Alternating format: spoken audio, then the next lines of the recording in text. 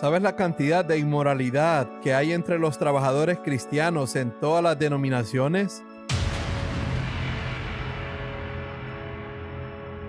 Es un escándalo. ¿Dónde comienza? Comienza en el corazón, con los pensamientos, comienza con no tener una relación sana con la esposa, comienza con los ojos vagantes y comienza con no huir de los encuentros cercanos. Si evitas todas estas cosas, no vas a contribuir a los escándalos que ya existen en la cristiandad. Aparte de los escándalos, arruinarás por completo tu ministerio para Dios después de eso, tu efectividad para Dios. Por lo tanto, es muy importante que como persona casada seas fiel a tu esposa y mantener una relación muy cercana, saludable y feliz como esposo y esposa, porque eso es de gran protección en un mundo lleno de maldad. Asimismo, el marido no tiene autoridad sobre su propio cuerpo, sino la mujer. Ahora, ¿qué significa esto para el esposo? No creo que se refiera principalmente a la relación sexual, a la relación física en el matrimonio, porque los esposos pueden estar muy ansiosos por eso. Pero está hablando del hecho de que tu cuerpo, si estás casado, ahora pertenece a tu esposa. ¿Qué significa eso? Significa que si estás viajando en un autobús, eres un hombre casado y ves a una mujer bonita, por favor recuerda que tus ojos pertenecen a tu esposa. En términos prácticos, eso es lo que significa.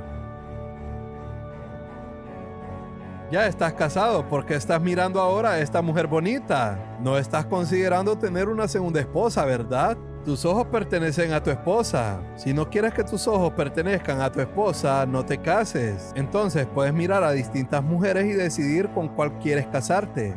Pero después de casarte, ¿por qué tus ojos siguen vagando de aquí para allá?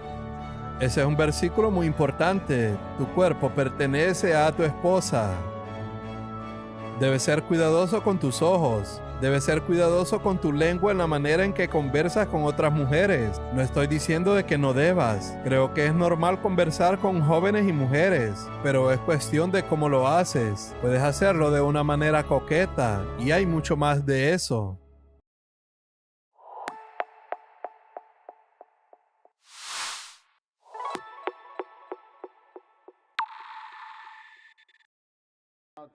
Vamos ahora a la primera carta de Pablo a los Corintios.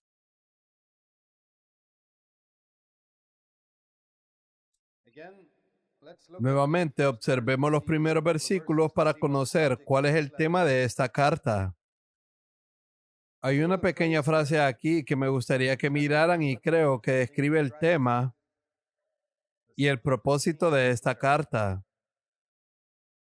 En el versículo 2, va dirigida a la iglesia de Dios en Corinto.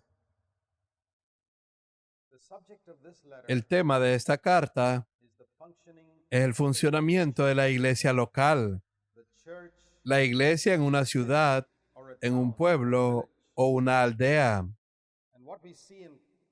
Lo que vemos en esta carta es que el espíritu de la ciudad de Corinto se infiltró en la iglesia. Miren estas dos expresiones aquí.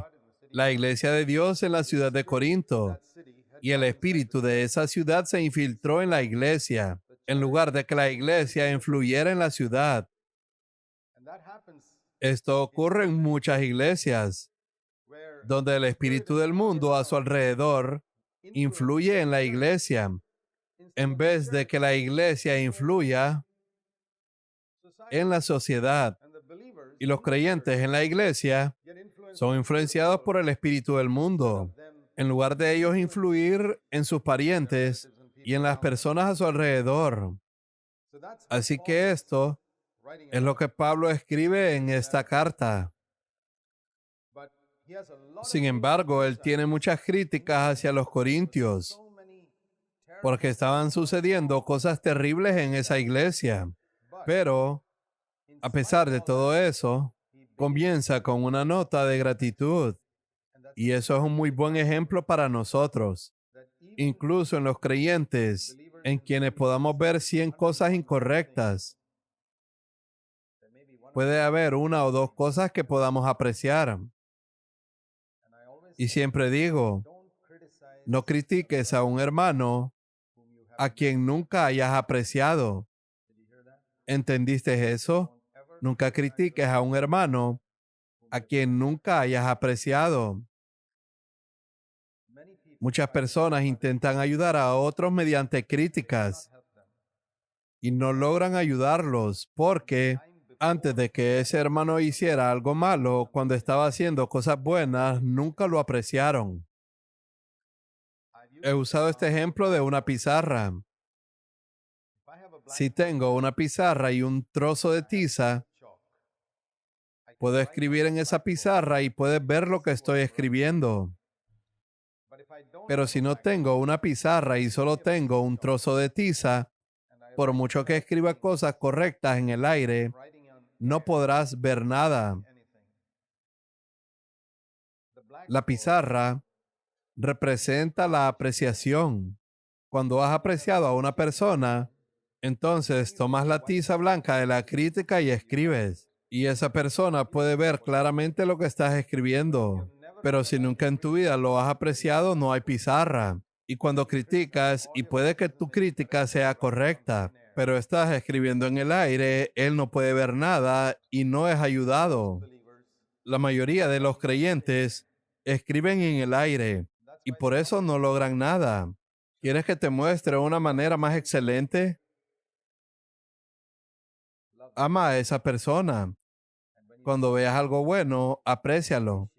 Demuéstrale que lo amas. Entonces, incluso una sola palabra de crítica que escribas en la pizarra será claramente visible para él.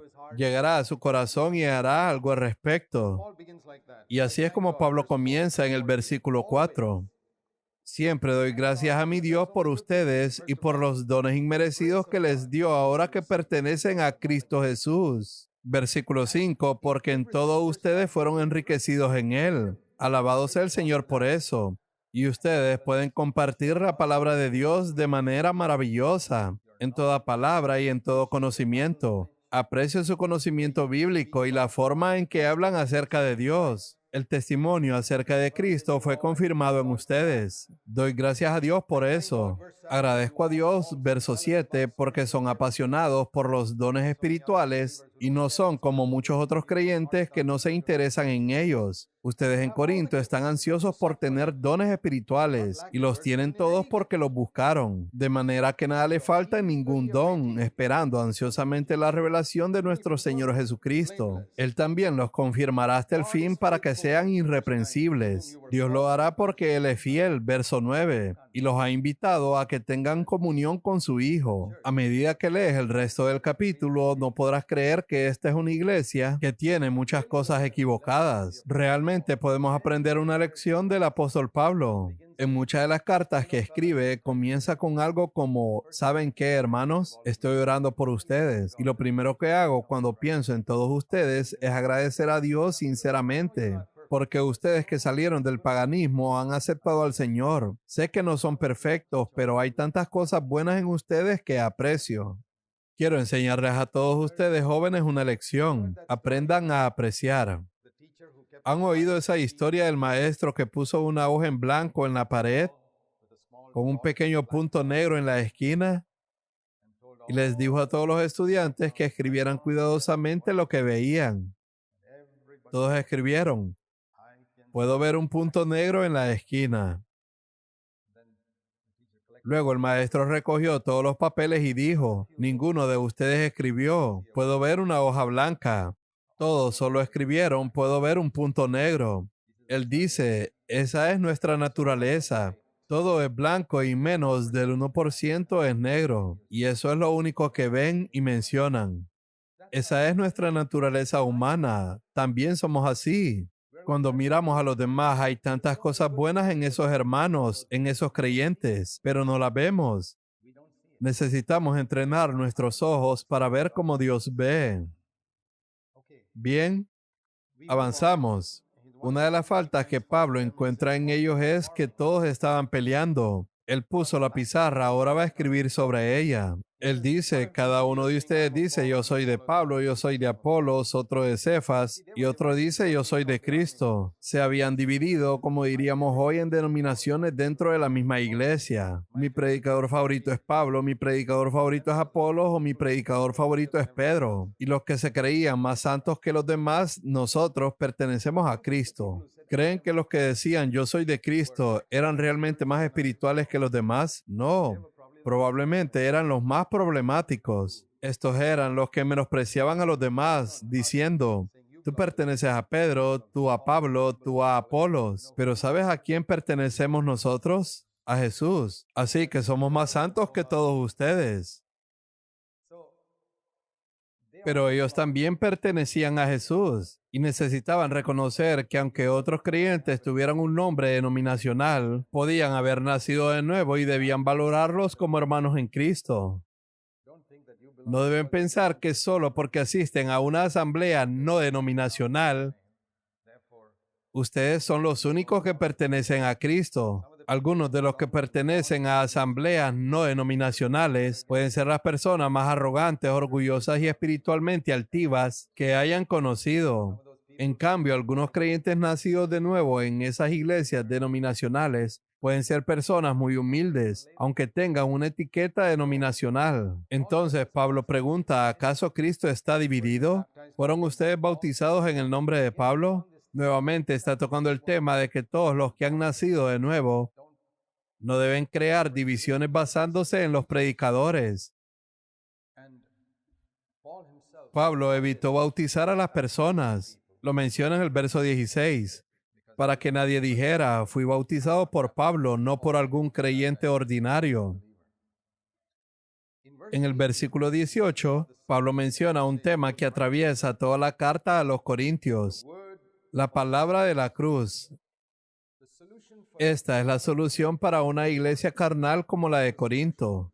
¿Cuál es la solución para una iglesia carnal con todos sus problemas? La palabra de la cruz. Esa es la solución. La palabra de la cruz es necedad para los que se pierden, pero para nosotros los salvos es poder de Dios.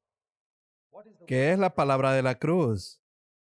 Es Cristo crucificado. En el último capítulo de 2 Corintios también habla de eso. Esta es la respuesta. En ambas cartas que Pablo escribe a los Corintios, habla acerca de la palabra de la cruz, el evangelio de la cruz, de la debilidad, del rechazo por parte del mundo, de la incomprensión, de no tomar represalias, de humillarnos, de no tener nada de que gloriarnos desde un punto de vista humano. Eso es de lo que continúa hablando en el versículo 26. Pues consideran, hermanos, su llamamiento. No hubo muchos sabios conforme a la carne, ni muchos poderosos, ni muchos nobles. Y aquí está el mensaje de la cruz. Verso 27. Dios ha escogido lo necio del mundo para avergonzar a los sabios. Cuando Jesús eligió a sus primeros apóstoles, escogió pescadores ineducados para avergonzar a los grandes eruditos bíblicos de su tiempo. Gamaliel era un profesor. Anás y Caifás eran obispos. ¿Y qué era Pedro?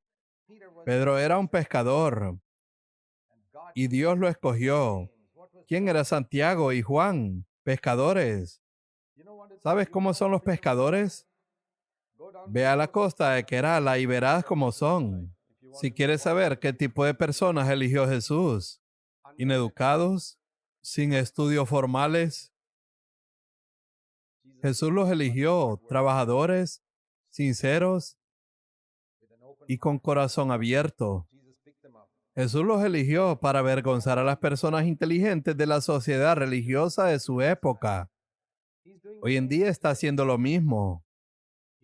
No quiere decir que no elija a personas sabias, pero dice que no son muchas. La mayoría de las personas que Dios escoge, según los versículos 27 y 28, son necias, débiles, lo vil y despreciado del mundo, quienes se consideran como nada.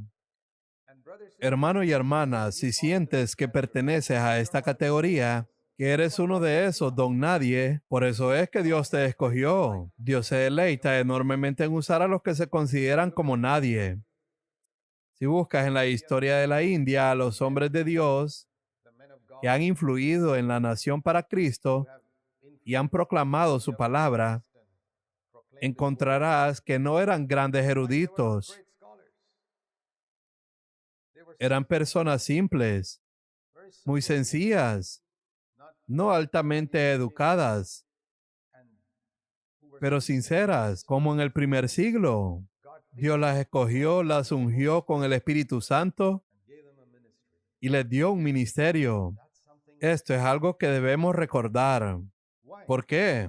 Porque si un hombre sirve a Dios con toda su habilidad y conocimiento académico, pensará que Dios lo usó por ser tan inteligente y erudito. Se enorgullecerá de eso. Pero Dios hace las cosas de manera que nadie se jacte delante de su presencia. Verso 29. El propósito final es que ningún ser humano pueda gloriarse. El nuevo cántico cuando estemos delante del Señor será: solo tú eres digno, Cordero de Dios. Tú eres digno, oh Dios. Tú eres digno, oh Cordero. Nadie más, ni Pablo, ni Pedro, ni el hermano, ni la hermana. Ninguno será digno. Solo el Señor Jesús será digno. Nadie podrá jactarse en la presencia de Dios ese día. Porque las personas ricas, las personas inteligentes y las personas astutas tienden a pensar que Dios las está utilizando debido a su astucia, inteligencia o riqueza, o algo por el estilo. Piensan: mi riqueza está difundiendo el evangelio, o Dios me eligió porque era una persona tan inteligente y me usó. Nunca olvidaré, hace más de 20 años, o quizás 25 años, cuando me pidieron hablar en la ceremonia de graduación en un seminario bíblico. Y durante mi estadía, hablé con un joven estudiante que había sido el mejor de su clase. Obtuvo el premio por sobresalir en un gran número de materias y quedar primero en su clase. Él quería hablar conmigo, y cuando lo hizo me dijo: estoy completamente derrotado por el pecado. Todos esos años acumulando conocimiento bíblico no lo libraron de pensamientos impuros ni de la lujuria por medio de los ojos. Yo le dije: eso es triste. Él me dijo: en realidad, después de 4 años aquí, estoy peor de lo que estaba antes en mi vida. Le respondí: ¿de qué te sirve todo ese conocimiento bíblico? Vas a ser pastor en unos años. ¿Qué le dirás a las personas? ¿Les enseñarás palabras en hebreo y verbos griegos? Ellos no necesitan eso. Ellos necesitan saber cómo vencer la lujuria por medio de los ojos y los pensamientos impuros. Y si tú no sabes hacerlo, ¿qué les vas a enseñar entonces? Esa es la tragedia en la cristiandad de hoy. Eruditos enseñando todo tipo de cosas que no ayudan a las personas. Es como si un hombre tuviera una herida en el rostro, pero se pone el medicamento en otro lado. ¿Qué es eso? Él no necesita la medicina ahí. La necesita en su herida. Hermano, las personas no necesitan tus palabras en hebreo ni en griego. Necesitan cómo saber vencer el pecado. Si tú no aprendes eso, ¿cómo ayudarás a otros? Nunca olvidaré a ese joven. Sentí mucha tristeza por él, pues era un converso del hinduismo que había entregado su vida al Señor y creo que terminó desperdiciándola. Quiero animarte a pensar más seriamente sobre tu vida. Eso es más importante. Y no te jactes de tus antecedentes familiares o tu inteligencia. Cualquier cosa que te haga jactar te impedirá que Dios cumpla su propósito en tu vida. Luego Pablo dice: déjame darte mi ejemplo. ¿Sabías que Pablo venía de una familia muy adinerada? Él era Saulo de Tarso. Tarso era una ciudad a la que solo iban los ricos empresarios judíos. Estoy seguro de que el padre de Saulo era un empresario muy rico y Saulo provenía de una familia muy adinerada. Siendo joven, su padre lo había enviado al principal seminario de esa época en Jerusalén, donde Gamaliel era el profesor. Su padre podía permitirse eso. En esos días era un gran honor para un hombre ser un erudito desde joven. Pablo era un hombre con una mente brillante. No solo provenía de una familia adinerada, sino que también tenía un intelecto excepcional. Pablo en cualquier profesión habría triunfado, ya sea en el campo de la política o como hombre de negocios. Si estuviera vivo hoy, sería un destacado programador informático. Habría sido exitoso en cualquier cosa, pero él lo entregó todo a Jesús. Sin embargo, no usó su intelecto para enaltecerse. Ese es el punto que él intenta decirles. Pablo dice en Primera de Corintios capítulo 2, verso 1, la primera vez que los visité no me valí de palabras elevadas ni de una sabiduría impresionante para contarles acerca del plan secreto de Dios. Él dice, no vine para mostrarles que soy un erudito, tampoco cuánto sé de la Biblia ni toda esta sabiduría humana. Dice en el verso 4, y mi mensaje y mi predicación fueron muy sencillos. En lugar de usar discursos ingeniosos y persuasivos, confié solamente en el poder del Espíritu Santo. Lo hice así para que ustedes no confiaran en la sabiduría humana, sino en el poder de Dios. Para aquellos que predican la palabra, permítanme animarlos y desafiarlos. Hagan que su predicación sea sencilla. Durante muchos años en los que he predicado, siempre me he hecho esta pregunta. ¿Podrían los niños pequeños en mi iglesia entender lo que dije? ¿O solo las personas altamente intelectuales lo entendieron? ¿Qué hay de las multitudes de personas que están en mi iglesia, para quienes el inglés es su segundo idioma y que no conocen términos complejos en inglés? ¿Entendieron lo que dije? Eso es suficiente. Si los niños y las personas con un nivel educativo básico pueden entenderme, todos los demás podrán entenderme. Pero si solo ciertas personas inteligentes pueden entenderme, entonces el 90% de las personas no han entendido. Entonces, ¿qué gano al final de mi mensaje? Un poco de honor como gran erudito o orador. Yo no quiero eso. Quiero bendecir a la gente. Cuando era un predicador joven, el Señor me hizo una pregunta. ¿Quieres impresionar a la gente o quieres ayudarlos? Y yo dije, Señor, quiero ayudarlos. Entonces el Señor me dijo, deja de intentar de impresionarlos. Ese fue un punto crucial en mi vida. Ahora quiero animarlos a todos a que cuando se levanten a predicar, ¿quieren impresionar a la gente o ayudarlos? Si quieren impresionarlos, usen sus habilidades académicas y conocimientos. Si quieren ayudarlos, sean sencillos. Hablen de manera tan simple que incluso los niños y las personas menos educadas puedan entender el Evangelio. Es muy sencillo.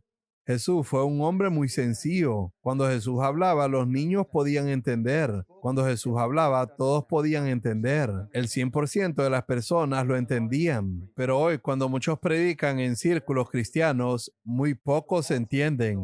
Pablo dice, aunque tengo una mente brillante y soy mejor erudito que todos ustedes juntos, podría haber usado mi mente para hablar de manera erudita, mejor que cualquiera de ustedes, pero no lo hice. Puse toda mi capacidad y conocimiento a los pies de Cristo y decidí hablar de manera muy sencilla, con el poder y la unción del Espíritu Santo, para que Él pudiera llevar mis palabras al corazón de las personas. Eso es lo que Pablo quería. Él no quería impresionar con su inteligencia, sino que el Espíritu Santo llevara convicción al corazón de las personas y transformara sus vidas. Esa es la palabra de la cruz.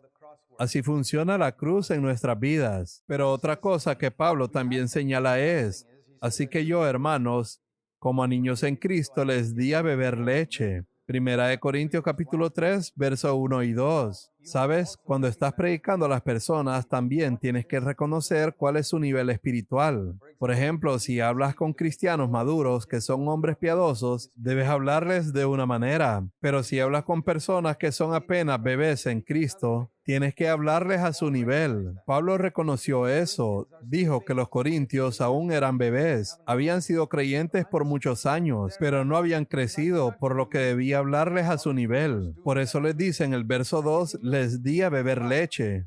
Pero en el capítulo 2, verso 6 dice, sin embargo, hablamos sabiduría entre los que han alcanzado madurez.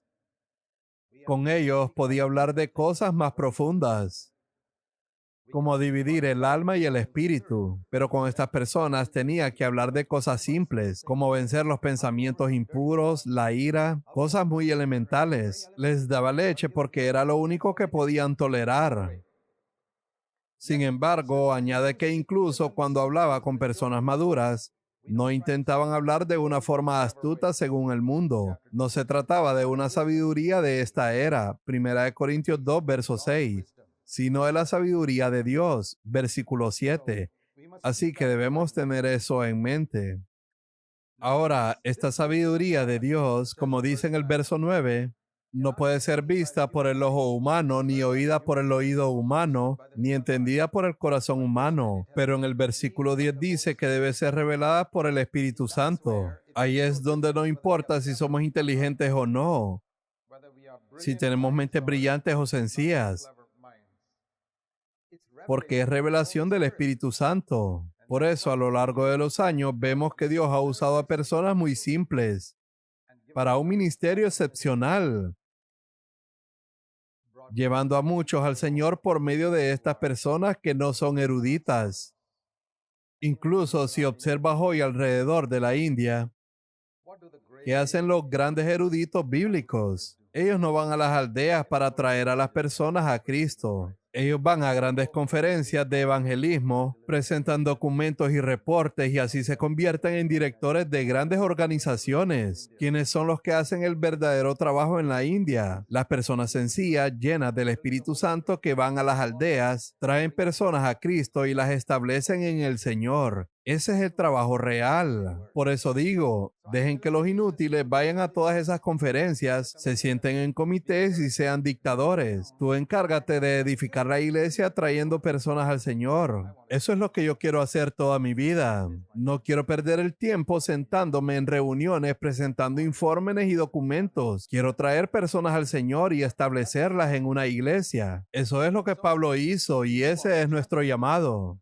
Ahora, en el capítulo 3, Pablo habló sobre la evangelización y la edificación de la iglesia. Dice en el verso 4, algunos dicen, yo soy de Pablo, otros, yo soy de Apolos. ¿Cuál es la diferencia? Ambos somos siervos. Pablo dice, yo planté. En el capítulo 3, verso 6. Eso significa que hice evangelismo. Fui allí y removí la tierra y sembré una semilla. Eso es evangelismo. Apolos vino después de mí. Él no sembró ninguna semilla, no removió la tierra. La semilla que yo planté, él la regó. Algunas personas se molestan si alguien más viene y riega lo que han sembrado. Dicen, ¿por qué no vas y siembras algo tú mismo? ¿Por qué vienes a mi campo? Yo pregunto, ¿es tu campo o es el campo del Señor? Yo pensé que era del Señor, por eso vine a regarlo. Si es tu campo, entonces consérvalo. Esta es la tragedia del evangelismo hoy en día. Ellos dicen, este es mi converso. Por eso hay tanta duplicación de trabajo hoy en día, muchas personas haciendo lo mismo, en lugar de que uno haga lo que Dios lo llamó a hacer y otro lo que Dios lo llamó a hacer. Si Pablo planta, no es bueno que Apolos venga, no a plantar, sino a regar esa planta para que crezca como un árbol sólido. Esa era la cooperación que tenían en el primer siglo. Lo que tenemos hoy en día no es cooperación, sino competencia, tristemente. Así que no dupliques el trabajo de otra persona. Cuando tienes evangelismo, hacer discípulos y edificar la iglesia, así es como lo imagino. Supongamos que 100 personas estuvieran cargando un tronco, 99 de ellas sosteniendo un extremo y una persona sosteniendo el otro. Si eres una persona sensata, ¿a qué extremo irías a ayudar? Al extremo donde solo hay una persona. Veo en muchas situaciones a 99 personas haciendo evangelismo y solo una persona discipulando y edificando la iglesia. Yo digo, quiero ayudar con ese extremo, no porque esté en contra de las personas del otro extremo. Ellos también están cargando el tronco, pero ya hay demasiadas personas ahí. También debemos cargar el otro extremo del tronco. La gran comisión de Marcos 16 y la gran comisión de Mateo 28. Así que Pablo y Apolos trabajaron trabajaron juntos, no competían, porque sus conversos eran para el Señor y la iglesia también. Pablo dijo, yo planté, Apolo regó, pero Dios ha dado el crecimiento. Así que toda la gloria es para Dios. ¿Y qué soy yo y qué es Apolos? Verso 7, ambos somos nadie, no somos nada. Esa es la razón por la que pudieron trabajar juntos. Ese es el secreto. Pablo dijo, yo soy nadie, y Apolos dijo, yo también soy nadie. Y dos, don nadie pueden trabajar juntos maravillosamente. Pero cuando una persona piensa, yo soy alguien, y la otra dice, bueno, si tú eres alguien, yo soy alguien más importante que tú. Es muy difícil que trabajen juntos. Imposible. Pero si tú eres nadie y la otra persona también es nadie, pueden trabajar juntos maravillosamente. Si alguna vez edificas una iglesia en algún lugar, permíteme darte una recomendación. Edifica una iglesia de don nadies. Haz que todos sean don nadies y sé un don nadie tú mismo y tendrás una iglesia maravillosa sin competencia y con perfecta cooperación. Si logras edificar una iglesia donde cada persona, incluido tú, sea un cero, será una iglesia maravillosa. Podrías decir que muchos ceros no tienen valor, pero si pones a Jesús delante de ellos como uno, de repente tendrán mucho valor. No son solo ceros, es uno con muchos ceros después de él. Así es, no seas alguien. La razón por la cual las iglesias fracasan y la razón de las peleas entre creyentes y líderes es porque las personas quieren ser alguien. Luego continúa hablando de poner un fundamento y edificar. Ambas cosas son necesarias. Primero, utiliza la imagen de plantar y regar. Luego habla de poner un fundamento, verso 10, y edificar sobre él, verso 12 en adelante. El fundamento es guiar a las personas a la salvación, a la fe en Cristo. Eso es el evangelismo. Luego dice que hay que edificar sobre eso. Ahora bien, asegúrate de cómo edificas, qué tipo de iglesia estás edificando. ¿Es solo una cuestión de tamaño o de calidad? Siempre en la cristiandad enfrentarás la gran pregunta: cantidad contra calidad. Recuerda esto. En el versículo 12 dice, edificarás con oro, plata, piedras preciosas o con madera, heno y paja. Supongamos que te dan 100,000 rupias para comprar madera, heno y paja o para comprar oro, plata y piedras preciosas. ¿Qué comprarías? Si quieres construir una estructura enorme, comprarás madera, heno y paja con ese dinero. Pero si estás preocupado por construir una estructura que dure para siempre, comprarás oro, plata y piedras preciosas con ese dinero. Todos tenemos un tiempo limitado. No tenemos miles ni millones de años para vivir. Podríamos vivir 60, 70 u 80 años, quizás 50 útiles para el Señor. En ese tiempo, ¿qué harás con esos 50 años? ¿Construirás algo grande, sin calidad, que será quemado en el día final? ¿O preferirías construir algo pequeño pero sólido, de calidad, con discípulos que incluso al pasar por el fuego permanezcan? Esa es la prueba y la pregunta que aquí se plantea. Él dice, algunos edifican con madera, heno y paja, y ellos pueden construir una enorme estructura. Otros edifican con oro, plata y piedras preciosas. No hacen algo tan grande, pero es sólido y con creyentes y discípulos de calidad. Una iglesia sólida. Un día el Señor probará la obra de cada uno con fuego, y la enorme estructura de este hombre será quemada, y no quedará nada de ella. Pero él era una persona nacida de nuevo, por lo que él será salvo. Y el otro hombre dedicó toda su vida y fue despreciado por la gente, porque su obra no era tan grande. Y le preguntaban, ¿cuántas personas hay en tu iglesia? Solo hay algunas, ¿verdad? Yo tengo muchas en nuestra iglesia. ¿Cuántas iglesias has edificado? Solo algunas, ¿verdad? Muy bien. Esperemos el día del juicio y veamos cuántas de estas pasarán por el fuego. Esa es la prueba. Y cuando venga el fuego y pruebe esto y aquello, puede que encuentres que esta pequeña obra de discípulos de calidad con unas pocas iglesias pase por el fuego y salga pura, mientras que esa enorme estructura con miles de iglesias se quemen. ¿A qué vas a dedicar tu vida? Piensa en la eternidad. Piensa en lo que dijo Jesús. Id y haced discípulos de todas las naciones. ¿Estás produciendo algo que durará para siempre? Esa pregunta debe estar siempre en nuestra mente. ¿Es esta la manera en que Dios quiere edificar? ¿Tiene estos principios cristianos? ¿Estoy haciendo discípulos que aman a Jesús más que a cualquier otra cosa? ¿O solo estoy reuniendo conversos que simplemente dicen, Señor Jesús, creo en ti, pero no se han convertido en discípulos? Así que solo reflexiona si al final de tu vida, como dice el verso 15, toda tu obra se quema. Qué triste te sentirás, todo por lo que viviste y lo que hiciste es quemado. Serás salvo, irás al cielo, pero vivirás toda la eternidad en el cielo con el remordimiento de haber desperdiciado tu única vida terrenal. Yo no quiero tener ese remordimiento. Quiero edificar con oro, plata, materiales preciosos, una obra de calidad hoy. Muy bien. Ahora pasamos al capítulo 4. Aquí se habla sobre los siervos de Cristo.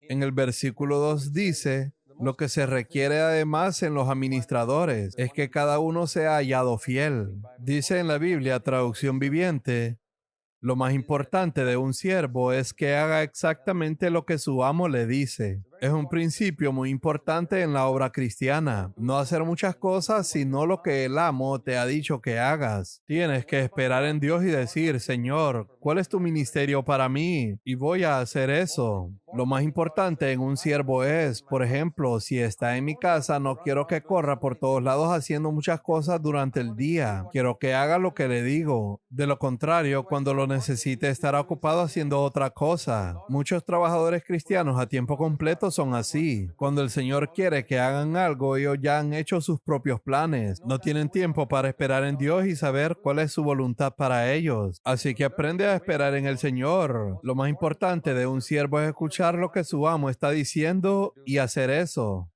En el capítulo 4 se habla de la condición de los verdaderos apóstoles. Los verdaderos siervos de Cristo que caminaron por el camino de la cruz nunca serán honrados. Los apóstoles son los mayores en la iglesia del Señor. Son los ancianos de los ancianos en las iglesias.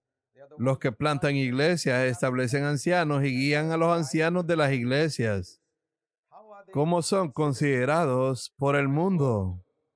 Dice el verso 9, Dios nos ha exhibido a nosotros, los apóstoles, en último lugar. A los ojos del mundo, los apóstoles son los últimos, no son honrados. Hemos llegado a ser un espectáculo para el mundo. Ahora, Pablo se está comparando como apóstol junto con otros apóstoles, con los cristianos de Corinto, que eran carnales. Él dice en el verso 8, piensan que ya tienen todo y que son ricos. Dice el verso 10, nuestra entrega a Cristo nos hace parecer tontos. En cambio, ustedes afirman ser tan sabios en Cristo. Nosotros somos débiles, pero ustedes son tan poderosos. A ustedes los estiman, a nosotros nos ridiculizan. ¿Sabías que un verdadero siervo de Dios, un apóstol de Jesucristo, nunca tiene honor en este mundo? No es distinguido. Son los cristianos carnales quienes son distinguidos en el mundo. Si buscas ser distinguido en el mundo, acabarás como un cristiano carnal.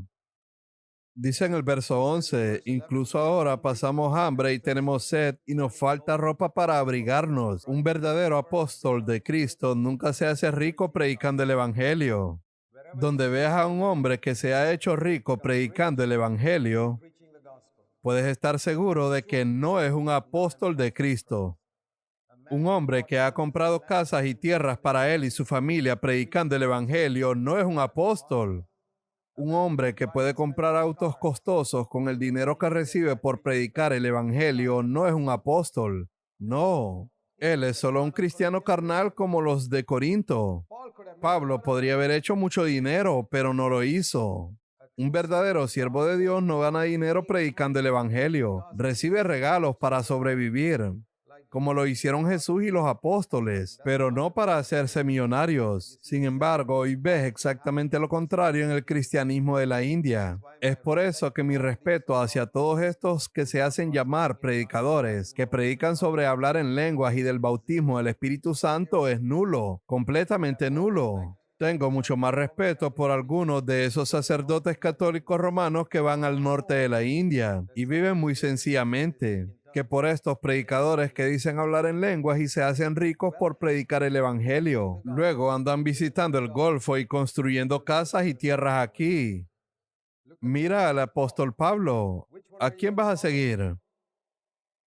¿Vas a seguir a un verdadero apóstol o a todos estos falsos? Lo dice el verso 11. Incluso ahora pasamos hambre y tenemos sed, y nos falta ropa para abrigarnos. A menudo somos golpeados y no tenemos casa. Estos son apóstoles maltratados y sin hogar. Dice el verso 12, nos cansamos trabajando con nuestras manos para ganarnos la vida. En otras palabras, nos sostenemos a nosotros mismos. La gente cuenta todo tipo de historias falsas sobre nosotros. Bendecimos a los que nos maldicen. Somos pacientes con los que nos maltratan. Respondemos con gentileza cuando dicen cosas malas de nosotros. En el verso 13, tratamos de reconciliar, de traer paz. Aún así se nos trata como la basura del mundo, como el desprecio de todos. Por ejemplo, en las grandes ciudades hay tuberías de aguas residuales. Por esas tuberías van todas las cosas que se eliminan al tirar la cadena del inodoro. Pablo dice que nosotros, los apóstoles, somos tratados como lo que fluye por esas tuberías. ¿Quién se preocupa por lo que fluye en las alcantarillas? ¿Sabes? El mayor apóstol que vivió dijo, así es como los apóstoles son tratados. Mientras que ustedes, cristianos de Corinto, son académicos, distinguidos, respetados con títulos y honores, y la gente del mundo los aprecia. Y ustedes se sienten felices de que el mundo los honre en diferentes lugares. Eso no es para nosotros. Lamento decir que el cristianismo ha perdido esa visión de lo que significa ser un verdadero siervo de Dios. Si sientes ese desafío, es nuestra tarea demostrar en este país lo que significa ser un verdadero siervo de Dios, alguien que no compromete su fe, que no busque el honor de los hombres y que no desea todos los doctorados honorarios que el mundo ofrece, porque Él no quiere el honor. Dios no está impresionado con todos estos doctorados honorarios y tampoco lo está el diablo. El desecho de todo. ¿Quién quiere ser así? La gente quiere ser apóstol, sentarse en tronos y recibir honor. Mi hermano y hermana, escucha lo que digo. No vayas por ese camino. Sé un humilde siervo de Dios todos los días de tu vida. Sé un hermano o una hermana sencilla, buscando humildemente servir a Dios. Rechazado por el mundo, quizás rechazado por el cristianismo también, no importa. Sé los desechos de todas las cosas. Los psicólogos podrían decir que Pablo tenía un complejo de inferioridad, de querer ser mártir o algo similar. Que los psicólogos digan lo que quieran. Él era un verdadero siervo de Dios. Muchos cristianos hoy en día están más influenciados por psicólogos que por la palabra de Dios. No te preocupes por ellos, ni te dejes perturbar. Sigue el ejemplo de este hombre de Dios. Y con todo este rechazo, ¿tenía Pablo envidia de los corintios porque estaban cómodos y eran distinguidos? No. Él dice, me compadezco de ustedes. Yo estoy en una posición más bendecida. Él dice, quiero hablarles como un padre, no para avergonzarlos. Dice en el verso 14, no les escribo para avergonzarlos, sino para advertirles, pues aunque tuvieran 10,000 maestros que les enseñaran acerca de Cristo, tienen un solo Padre espiritual. Saben, un verdadero siervo de Dios es un padre. Él no avergüenza a las personas. Los maestros avergüenzan a los alumnos cuando hacen algo mal. Un padre nunca avergüenza a su hijo cuando dice algo tonto.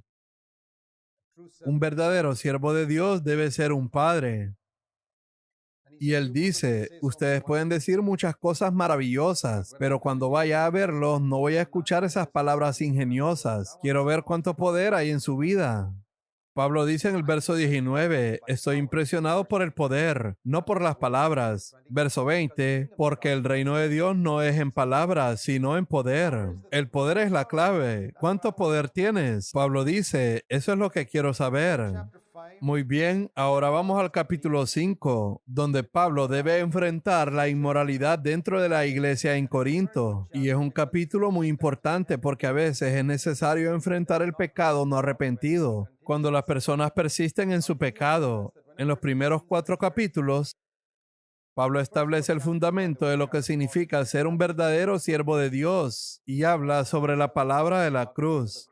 A partir del capítulo 5, Pablo enfrenta los diversos problemas de la iglesia local, incluyendo cómo el espíritu de la ciudad de Corinto se infiltró en la iglesia. Parte de ese problema era la inmoralidad. Había mucha inmoralidad en los tiempos paganos en Corinto. Y ese espíritu había invadido la iglesia. Había un hombre que vivía en adulterio con su madrastra, la segunda esposa de su padre. Pero vivía sin ningún arrepentimiento. Pero lo más triste era que los ancianos de la iglesia en Corinto eran tan cobardes que no hacían nada al respecto.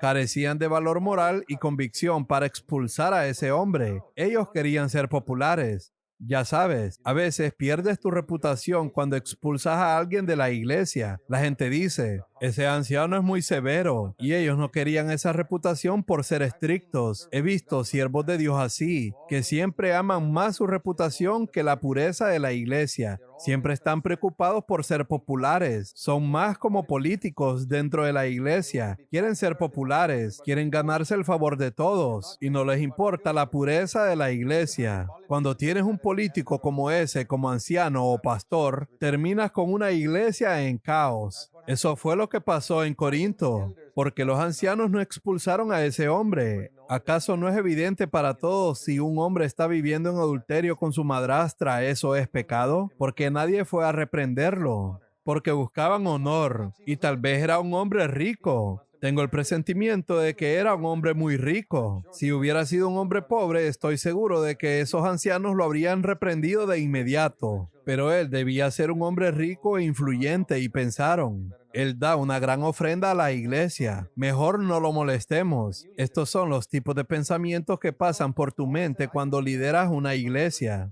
Pero a Pablo no le importaba ninguna de estas cosas. Él estaba viviendo en pecado. Dice en el verso 3, pues yo por mi parte, aunque ausente en el cuerpo, pero presente en espíritu, ya he juzgado. Entreguen a ese tal a Satanás. Versículo 5.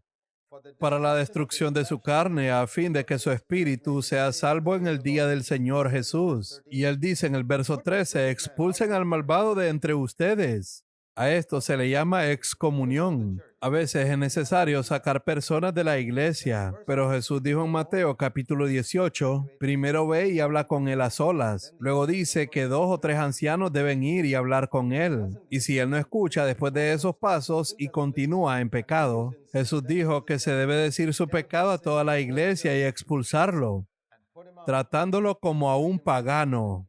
Hay un lugar para la disciplina en la iglesia, al igual que hay un lugar para la disciplina en el hogar.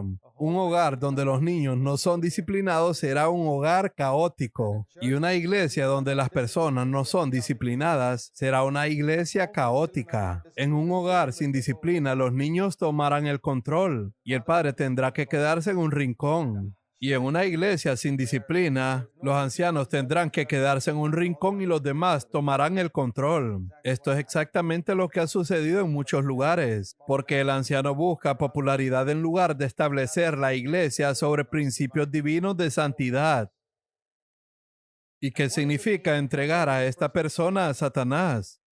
Esto significa que para la destrucción de su carne implica que Satanás traerá enfermedad a su cuerpo. Toda enfermedad proviene del diablo. No tengo la menor duda de eso en mi mente. Dios no da enfermedades a nadie. Dios puede permitir enfermedades, como lo permitió en la vida de Pablo, un aguijón en la carne. Pero Él no la da. Dios no tienta a nadie, pero permite que Satanás tiente. Pero a veces permite que Satanás cause enfermedad, pero con un propósito. La enfermedad viene del diablo y Pablo estaba orando para que este hombre se enfermara tanto, para que el diablo atacara su cuerpo, fuera expulsado de la iglesia y no hubiera creyentes cuidando de él allí en la oscuridad espiritual. Aunque tuviera mucho dinero, él se daría cuenta de lo que había perdido y se arrepentiría. Así que a veces Dios usa al diablo para traer enfermedad a un creyente que no se arrepiente, con el propósito de llevarlo al arrepentimiento. Esto es algo muy común. Dios utiliza la enfermedad para guiar a las personas al arrepentimiento. Eso es lo que Pablo estaba orando. Yo lo entrego. Él era un apóstol y tenía la autoridad para entregar a un hombre a Satanás y permitir que Satanás trajera enfermedad a su vida para que este hombre se arrepintiera.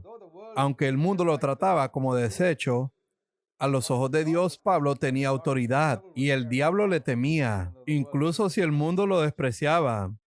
En el capítulo 6, Pablo aborda el tema de los creyentes que se llevan unos a otros ante los tribunales. ¿Por qué un creyente lleva a otro creyente a la corte? Porque siente que Dios no lo ha ayudado a resolver el problema y piensa que los ancianos de la iglesia tampoco podrán ayudarlo. Así que acuden a un tribunal pagano. Pablo dice que esto está totalmente mal. Y aquellos que se llevan entre sí a los tribunales están deshonrando al Señor. En lugar de llevar el problema a la corte, deberían haberlo llevado los ancianos de la iglesia. No está diciendo que los creyentes no puedan tener problemas, porque los habrá, pero esos problemas deberían resolverse dentro de la iglesia, no en un tribunal pagano. Pablo añade que si un hermano en Cristo te engaña, está bien, permíteselo. En la última parte del verso 7 dice, porque mejor no aceptar la injusticia y dejar el asunto como está. ¿Por qué no se dejan estafar? En cambio, son ustedes mismos los que hacen lo malo y estafan aún más a sus propios hermanos en Cristo. Y eso está mal. Luego dice en el verso 9, ¿no se dan cuenta de que los que hacen lo malo no heredarán el reino de Dios? ¿Sabías que si llevas a otro creyente a la corte puedes perder tú mismo el reino de Dios? Eso es un pecado que puede expulsarte del reino de Dios.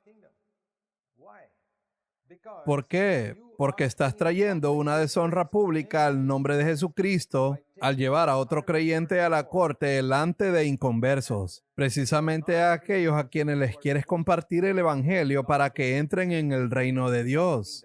De esta manera, estás alejándolos del reino de Dios, en lugar de acercarlos, mostrando que los cristianos se pelean entre sí. Jesús dijo, todos sabrán que son mis discípulos y se aman unos a otros. Pero al pelear entre ustedes, los están alejando y llevándolos de vuelta a las manos del diablo. Entonces Dios dice que si haces esto, no mereces entrar en el reino de Dios. Mejor ve y únete a los demás incrédulos, porque según el verso 9, no heredarán el reino de Dios. En otras palabras, un cristiano siempre debe estar preocupado por la gloria de Dios. Más adelante en el capítulo 10, verso 31 dice, todo lo que hagas, hazlo para la gloria de Dios. ¿Vas a glorificar a Dios llevando a ese hermano a la corte? No. Entonces no lo hagas. Haz todo para la gloria de Dios. ¿Qué logras al llevar a ese hermano a la corte? ¿Venganza? ¿Odio? ¿Quieres que el juez lo castigue? Déjalo en manos de Dios, porque la venganza le pertenece a Él. Recuerda eso. Luego Pablo habla sobre nuestro cuerpo en los versículos 12 al 20, una sección maravillosa acerca del cuerpo humano, con pasajes maravillosos para reflexionar. Por ejemplo, en el verso 12 dice, todas las cosas me son lícitas, pero no todas son de provecho. Quiero decir algo con respecto a esto. Hay 3 niveles en los que las personas viven. Primero, el nivel de lo ilícito o injusto, donde viven todos los incrédulos. Luego hay una línea por encima de esa línea. Está el nivel de lo lícito o justo, donde todos los creyentes deberían vivir. A veces, desafortunadamente, los creyentes caen y hacen cosas injustas. No deberían. Ese es el segundo nivel. Y finalmente está el nivel más alto. No solo lo lícito, sino lo provechoso. De 100 cosas, 70 pueden ser ilícitas. Y no hago ninguna de ellas.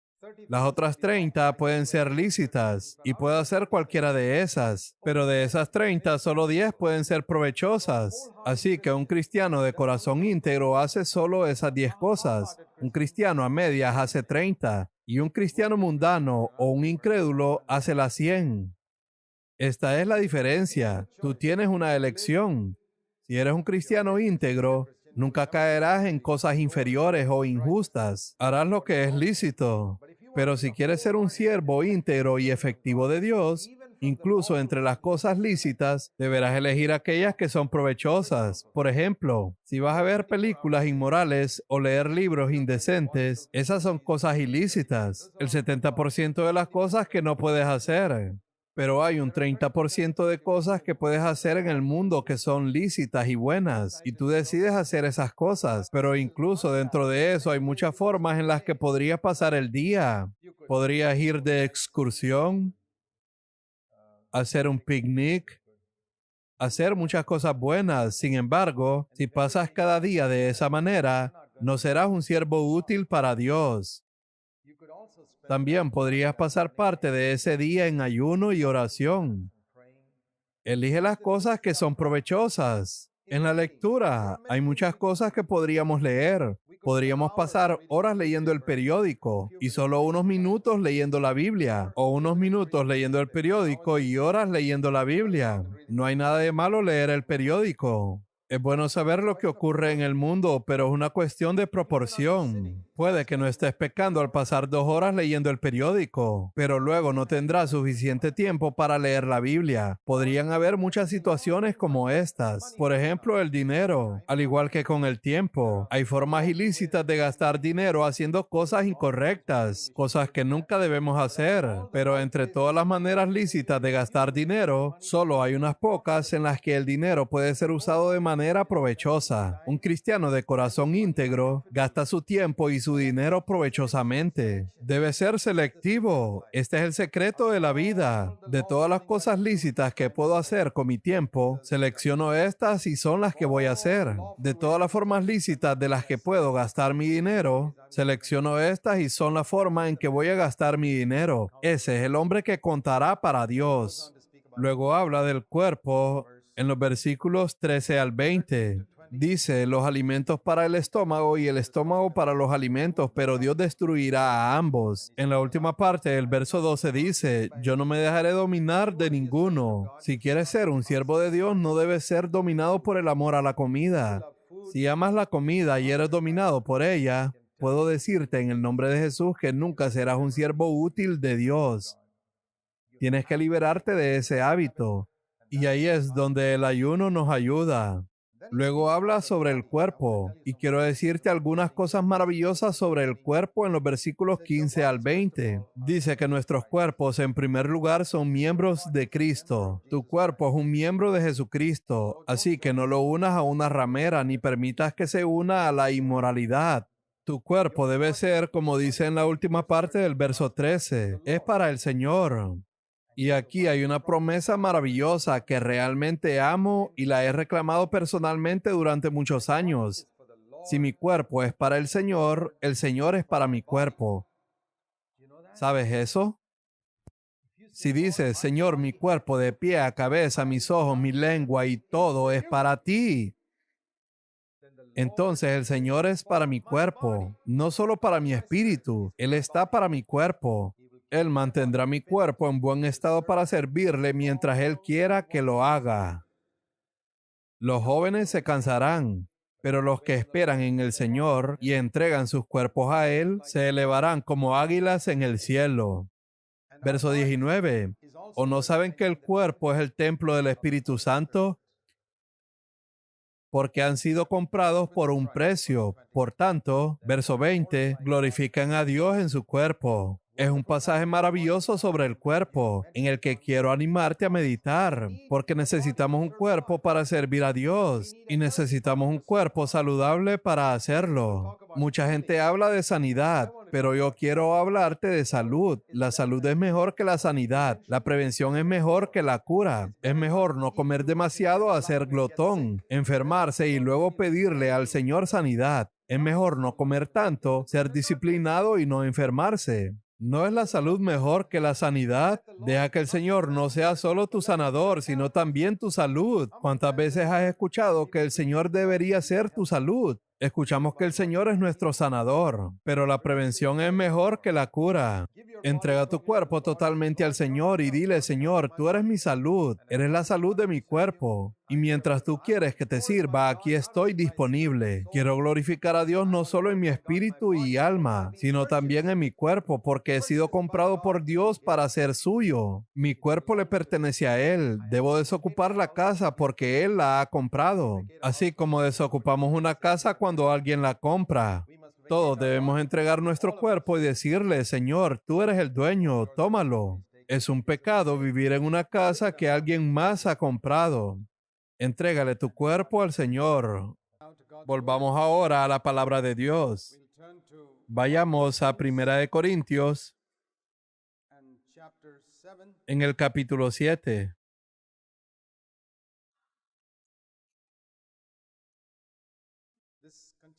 Esto es una continuación del capítulo anterior. Solo hay una forma para vencer la tentación a la inmoralidad, y es lo que se menciona en el capítulo 6, versículo 18. Huir. Cuando José fue tentado por la esposa de Potifar, él huyó. Si no huimos y nos quedamos expuestos a la tentación, es casi seguro que en algún momento caeremos. Pero si tienes la actitud de huir de cualquier cosa que siquiera parezca una tentación a la inmoralidad, por ejemplo, si notas que una conversación, una amistad o una relación está avanzando en una dirección peligrosa, solo hay una cosa que debes hacer. Por favor, recuerda esto durante toda tu vida. Si no quieres destruir tu vida y tu ministerio, da media vuelta y huye. Aléjate de allí. Esto es muy importante. Hay personas que no han seguido este consejo y han destruido toda su vida y ministerio. ¿Puedes imaginarte el arrepentimiento que sentirán en la eternidad por no haber huido? En ese contexto, Pablo habla del matrimonio en el capítulo 7. Dice que sí, es bueno no casarse si puede ser más útil al Señor, dedicando más tiempo a su obra. Pero, debido a que hay mucha inmoralidad en el mundo, y hoy esto es incluso más cierto, en el versículo 2 dice que cada uno tenga su propia mujer y cada una tenga su propio marido. Esto enseña que el matrimonio es una protección contra la inmoralidad. Algunas personas podrían pensar, esa es una razón muy poco espiritual para casarse. Llámalo como quieras, pero el Espíritu Santo lo colocó en la Biblia como una muy buena razón para casarse. Para vencer la inmoralidad. Hay mucha inmoralidad en el mundo. No debemos ser súper espirituales hasta el punto de pensar de que esta es una baja razón para casarse. Si el Espíritu Santo lo ha establecido, es una razón válida para casarse. Por eso, más adelante en el versículo 9 dice, si carecen de dominio propio, mejor es casarse que quemarse. Si una persona puede arder de deseo sexual y pasión y no tiene el autocontrol para limitarse,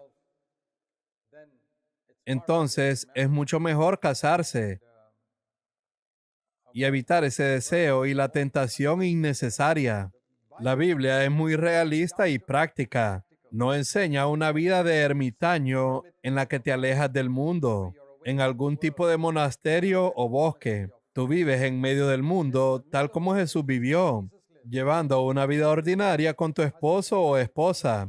Dice acerca de Enoc que él caminó con Dios y tuvo hijos e hijas. Tú puedes caminar con Dios, vivir una vida de matrimonio, tener hijos e hijas y aún así agradar a Dios por 300 años. Por lo tanto, el matrimonio puede ser una protección para ti en este mundo, especialmente si estás en el ministerio. Luego menciona que cuando te cases, esposo y esposa deben recordar que pierden la autoridad sobre su cuerpo en el momento en que se casan. Encuentro que en la cultura de la India esto es especialmente importante de entender, sobre todo para las mujeres casadas. Con frecuencia no hay suficiente enseñanza en las iglesias sobre este tema, porque la gente se siente avergonzada de hablar de lo que la Escritura expresa tan claramente. Dice en el capítulo 7, versos 3 y 4, que el marido cumpla su deber con su mujer e igualmente la mujer lo cumpla con el marido. Se llama un deber. Esa relación sexual se considera un deber. No hay nada de qué avergonzarse. Al igual que el deber de cocinar la comida, cuidar la casa, la relación sexual también es un deber dentro del matrimonio. Dice el verso 4. Una vez que una mujer se casa, la mujer no tiene autoridad sobre su propio cuerpo. Su cuerpo desde el día en que se casa pertenece a su esposo. Antes de casarse, ella tiene autoridad sobre su cuerpo. Después de casarse, a partir de ese día, ella debe entregar su cuerpo a su esposo en cualquier momento.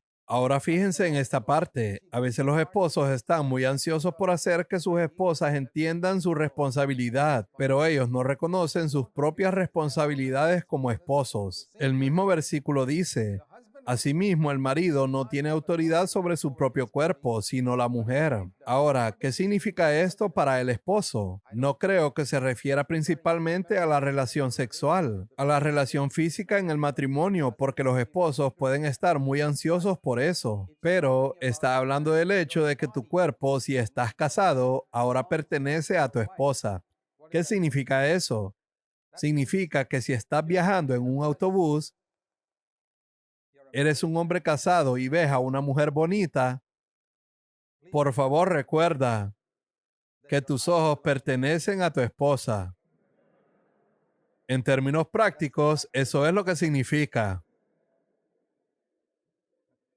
Ya estás casado, ¿por qué estás mirando ahora a esta mujer bonita? No estás considerando tener una segunda esposa, ¿verdad? Tus ojos pertenecen a tu esposa. Si no quieres que tus ojos pertenezcan a tu esposa, no te cases. Entonces puedes mirar a distintas mujeres y decidir con cuál quieres casarte. Pero después de casarte, ¿por qué tus ojos siguen vagando de aquí para allá?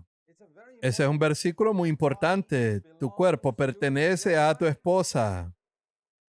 Debes ser cuidadoso con tus ojos. Debes ser cuidadoso con tu lengua en la manera en que conversas con otras mujeres. No estoy diciendo de que no debas. Creo que es normal conversar con jóvenes y mujeres, pero es cuestión de cómo lo haces. Puedes hacerlo de una manera coqueta y hay mucho más de eso. ¿Sabes la cantidad de inmoralidad que hay entre los trabajadores cristianos en todas las denominaciones? Es un escándalo. ¿Dónde comienza? Comienza en el corazón, con los pensamientos, comienza con no tener una relación sana con la esposa, comienza con los ojos vagantes y comienza con no huir de los encuentros cercanos. Si evitas todas estas cosas, no vas a contribuir a los escándalos que ya existen en la cristiandad. Aparte de los escándalos, arruinarás por completo tu ministerio para Dios después de eso, tu efectividad para Dios. Por lo tanto, es muy importante que como persona casada, seas fiel a tu esposa. Y cuando sientas que la pasión es fuerte, la respuesta es casarte y mantener una relación muy cercana, saludable y feliz como esposo y esposa, porque eso es de gran protección en un mundo lleno de maldad. Además, menciona aquí que es posible que Dios pueda llamar a algunas personas a una vida de soltería. Veamos este ejemplo. Dice el verso 7, yo desearía que todos los hombres fueran como yo. Pablo era soltero. No obstante, cada cual ha recibido de Dios su propio don. Así que él se da cuenta que no todos tienen este llamado, especialmente en un ministerio como el de los apóstoles. En aquella época no se podía viajar tan rápido. Hoy en día se puede viajar de un extremo del mundo al otro en menos de 24 horas. Pero Pablo, si quería viajar incluso 50 millas, le tomaría todo un día. Hoy es muy diferente. Así que en esos días un apóstol que viajaba rara vez estaría en casa si estuviera casado.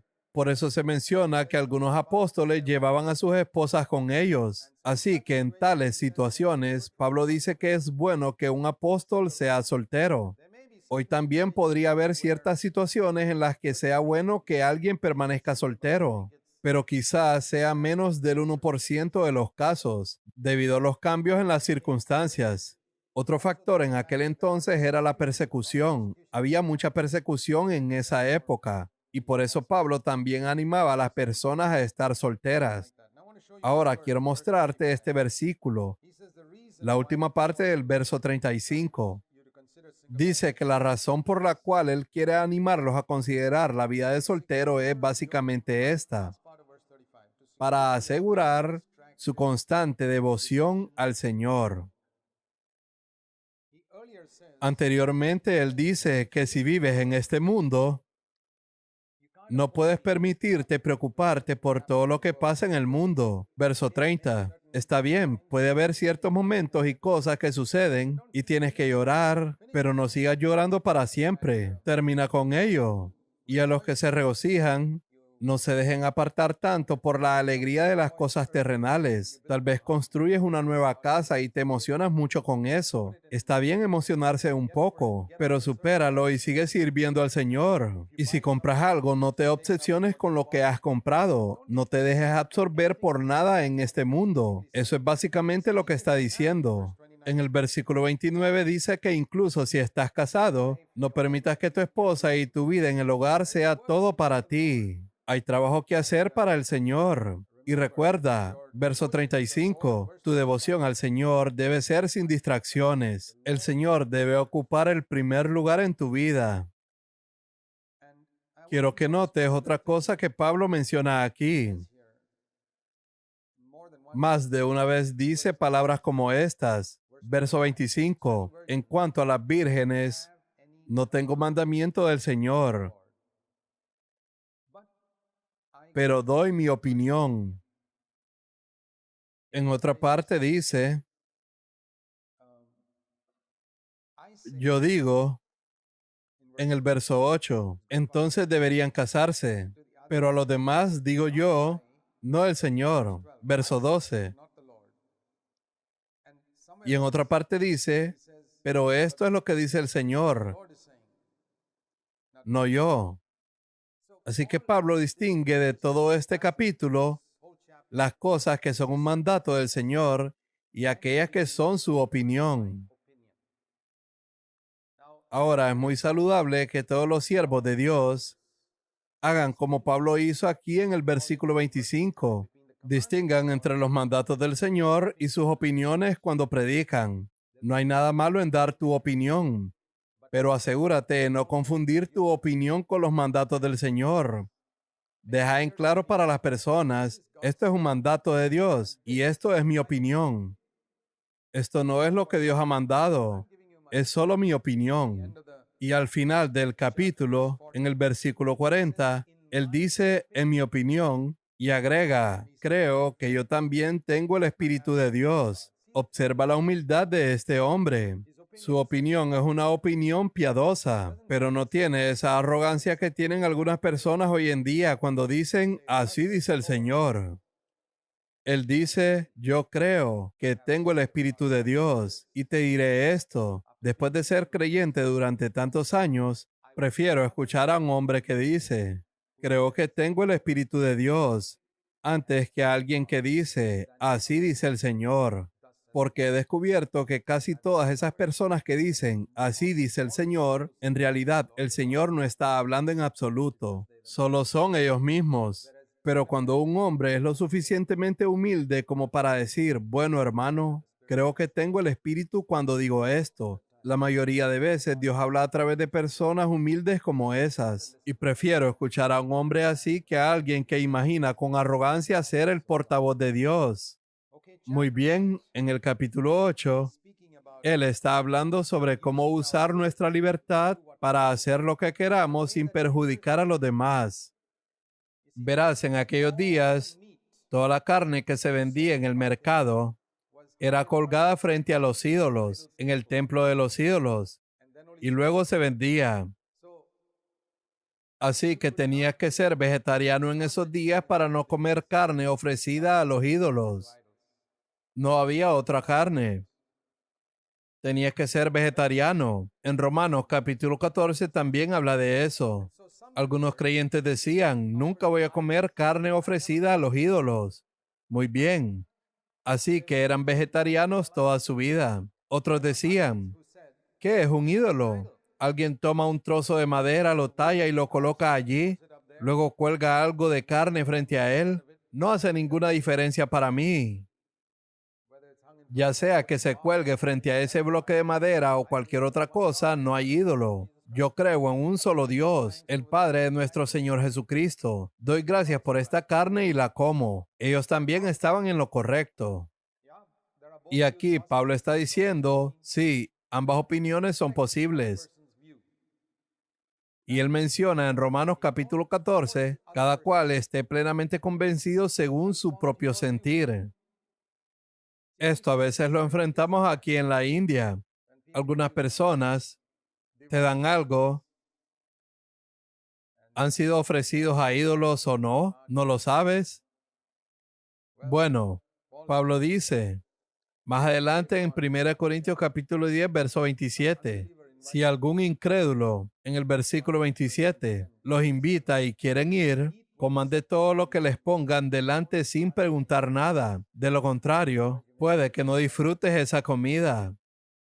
Por ejemplo, si alguien te dice, estos dulces fueron dedicados a ídolos, entonces tienes que decir, lo siento, pero no los aceptaré. No porque le tengas miedo a ese ídolo, porque no es más que un bloque de madera, sino por su conciencia, para mostrarle que no crees en la adoración de ídolos. Es por su bien. Eso es lo que dice el verso 28. Así que en 1 Corintios capítulo 8 él dice, lo más importante no son estos problemas. Lo más importante es si tienes amor. El conocimiento nos hace sentir importantes. En el verso 1, hay personas que decían, ¿qué es un ídolo? Nada, solo un bloque de madera. Ustedes no tienen conocimiento. Todos tienen miedo. Está bien, tienes mucho conocimiento. Dices que eso es un trozo de madera. Correcto, tienes razón. Pero no tienes amor. No tienes ninguna preocupación de que tu actitud y la manera en que estás haciendo algo esté causando que esa persona tropiece. Y entonces él dice, versos 5 y 6, porque aunque hay algunos llamados dioses, pero para nosotros solo hay un Dios. Dice el verso 4, pues sabemos que un ídolo no es en verdad un Dios y que hay solo un Dios. Así que dice, todo es cierto, estoy de acuerdo contigo. Pero dice en el verso 7, sin embargo, no todos los creyentes saben esto. Algunos están acostumbrados a pensar que los ídolos son reales. Entonces, cuando comen un alimento que fue ofrecido a ídolos, lo consideran adoración a dioses verdaderos y violan su débil conciencia. Ahora él dice en el verso 9, pero ustedes deben tener cuidado de que su libertad no haga tropezar a los que tienen una conciencia más débil. Pues si otros te ven con tu conocimiento superior comiendo en el templo de un ídolo, versículo 10,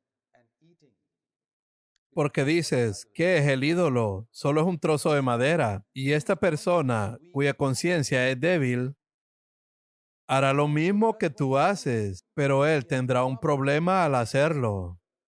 Verás, la manera en que esto aplica a nosotros hoy en día podría ser en cosas como estas. La Biblia no dice que si tomas un vaso de cerveza sea un pecado. No hay ningún versículo en la Biblia que diga eso. La Biblia solo dice que no debes emborracharte. Si tomas un poco de whisky, no es un pecado. Pero eso no es el fin de la historia.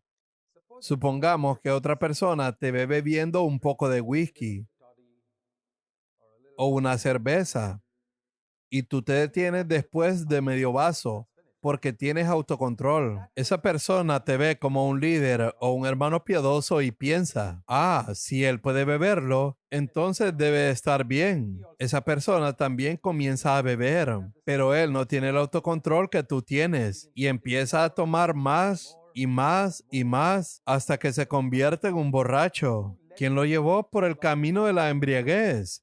Tú. Entonces, tu libertad para tomar un vaso y detenerte ha llevado a otra persona a caer en pecado. ¿Qué deberías hacer? Un verdadero cristiano se negará a sí mismo. No dice, ¿está bien o mal? Él dice, ¿es provechoso? Todo me es lícito. Un vaso de cerveza puede ser lícito, pero ¿es provechoso? ¿Hará que otra persona tropiece? Si va a causar que una persona tropiece, no tomaré un solo vaso de alcohol en toda mi vida. ¿Qué pierdo con eso?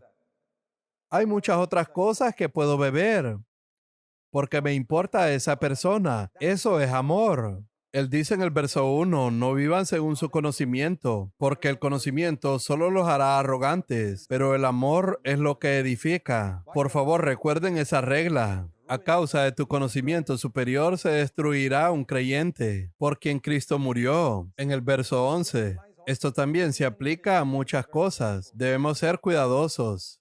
Si eres un pastor o un anciano de una iglesia y visitas una casa y el hombre de la casa no está, no entres. Nunca lo he hecho. No porque me sienta tentado, ni porque la hermana que vive ahí se sienta tentada, sino por mi testimonio. No quiero ser piedra de tropiezo para otros. Tal vez yo pueda sentarme allí, tener una conversación muy pura con esa hermana y luego irme. Pero otro hermano más joven podría verme y pensar, oh, el hermano Zach puede visitar una casa donde solo hay una mujer en ella, y él también lo hace, pero quizás él caiga en pecado, y fui yo quien lo indujo. Estos son ejemplos prácticos. O tal vez él vea tu motocicleta estacionada fuera de esa casa y sepa que el hombre de la casa no está. Aunque ni siquiera hayas entrado, te conviertes en un mal ejemplo. Son pequeñas cosas como estas. Si tienes amor, te preocuparás por esa otra persona. Si solo te glorías en tu conocimiento y dices, no, yo me mantendré puro dentro de esa casa. Esa es una manera egoísta, pagana y no cristiana de vivir. Dice el verso 12, cuando ustedes pecan contra otros creyentes, al alentarlos a hacer algo que para ellos está mal, pecan contra Cristo. Por eso él dice, cualquier cosa que haga tropezar a mi hermano de esa manera, jamás lo haré. Esto es muy importante. Cuando se maneja dinero, siempre les digo a las personas en nuestras iglesias, incluso si eres el hermano más honesto del mundo, cuando abras la caja de ofrendas, por favor, hazlo acompañado de otro hermano. Que dos hermanos juntos cuenten la ofrenda y lleven un registro adecuado. Y que el trabajador a tiempo completo que recibe ese dinero no sea quien cuente el dinero. Eso es peligroso. Deja que otra persona lo haga. Alguien que no reciba dinero de esa caja de ofrendas. Hazlo por el bien del testimonio, para que nadie diga, él tomó parte de ese dinero. Así que estas son pequeñas cosas que tienen diversas aplicaciones. Esto es lo que trata el capítulo 8. En el capítulo 9, el tema de la libertad continúa. Él dice, ¿no soy apóstol? ¿Por qué tengo que trabajar como otros? Primero, porque tengo que permanecer soltero. El versículo 5 nos enseña que todos los apóstoles estaban casados, excepto Pablo. Él dice, todos los demás apóstoles están casados y llevan a sus esposas con ellos a donde quiera que van. Algunas personas piensan que los apóstoles no estaban casados. Este versículo nos enseña que sí lo estaban. Hoy en día hay algunas iglesias que exigen que debes estar soltero para ser un trabajador a tiempo completo. Entonces Pedro, Santiago y Juan y todos los demás nunca podrían haber pertenecido a esa iglesia. Por cierto, eso muestra que esas iglesias están equivocadas. Si los apóstoles no podrían haber sido parte de esas iglesias, ¿qué tipo de iglesias son esas? La segunda cosa que dicen algunas personas hoy es que si quieres servir al Señor, debes renunciar a todos tus trabajos seculares. Entonces, Pablo y Bernabé tampoco podrían haber sido parte de esas iglesias porque según el verso 6, ellos se sustentaban a sí mismos y servían al Señor. Algunas personas como Pedro, Santiago y Juan no trabajaban. Ellos eran sustentados por otros. Pero personas como Pablo y Bernabé sí trabajaban y también eran apóstoles. Así que se puede ser un apóstol teniendo un trabajo secular o siendo sustentado por otros creyentes. Se puede ser un apóstol estando soltero o casado. El matrimonio y el trabajo no son factores determinantes para servir al Señor. Muy bien. Luego continúa hablando sobre apoyar a los siervos del Señor. Dice en el verso 9, No pondrá bozal al buey cuando trilla. ¿Acaso le preocupa a Dios los bueyes? Esta era una ley del Antiguo Testamento.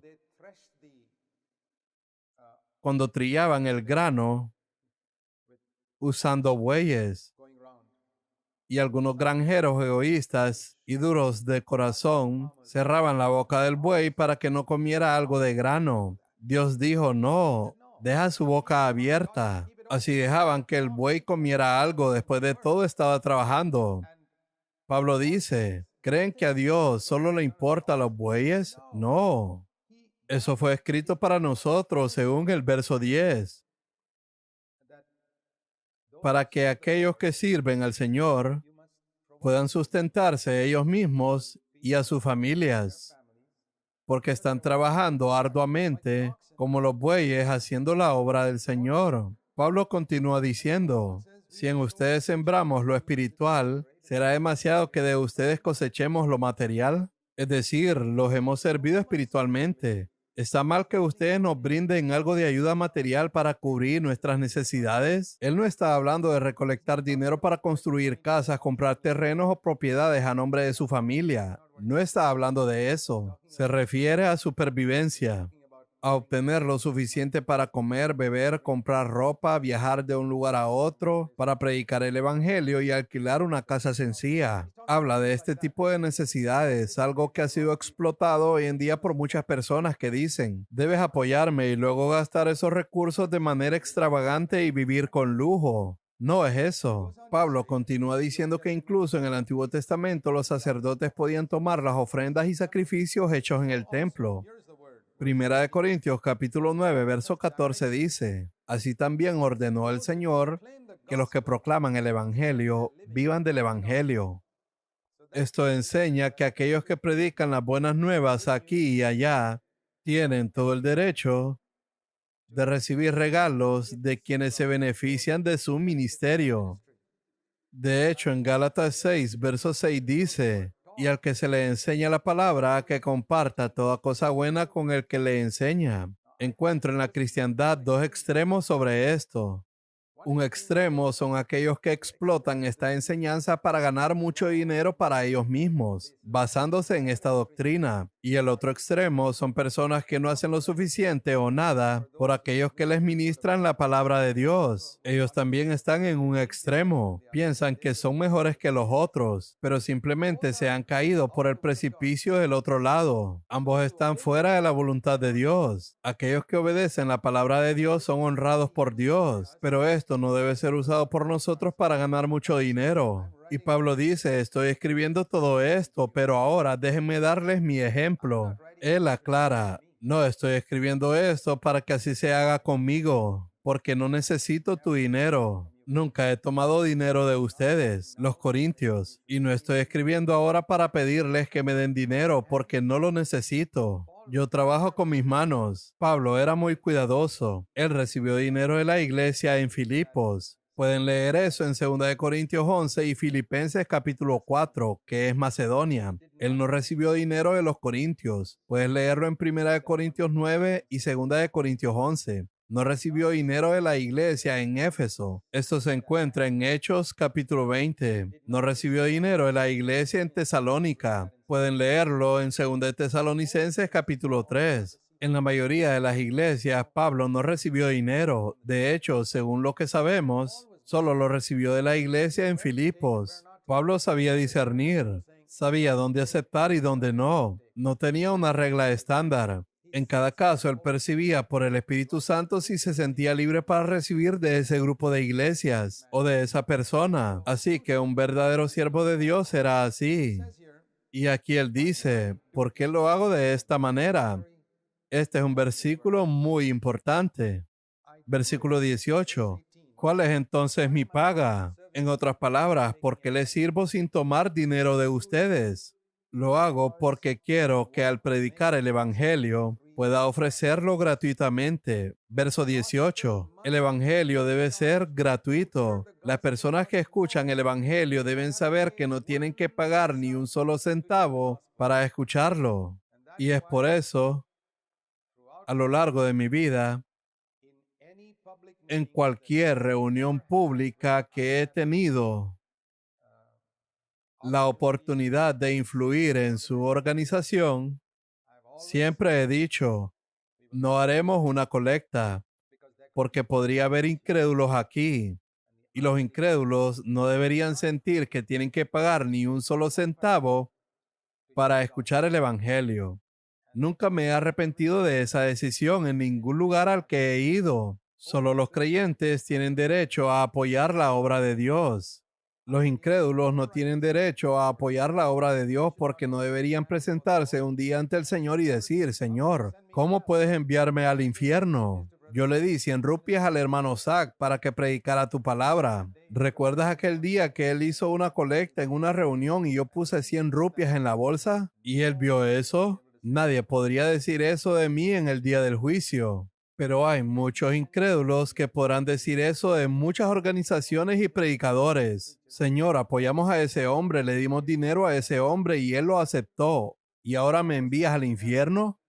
¿Qué dirás ese día cuando el Señor te pregunte, ¿por qué lo aceptaste sabiendo que esa persona era un incrédulo? Así que ten mucho cuidado con eso. Pablo fue extremadamente cuidadoso, él sabía de quién aceptar y de quién no. Y él dice que el evangelio debe ser gratuito. También dice, a pesar de que soy un hombre libre y sin amo, me he hecho esclavo para todos para llevar a muchos a Cristo.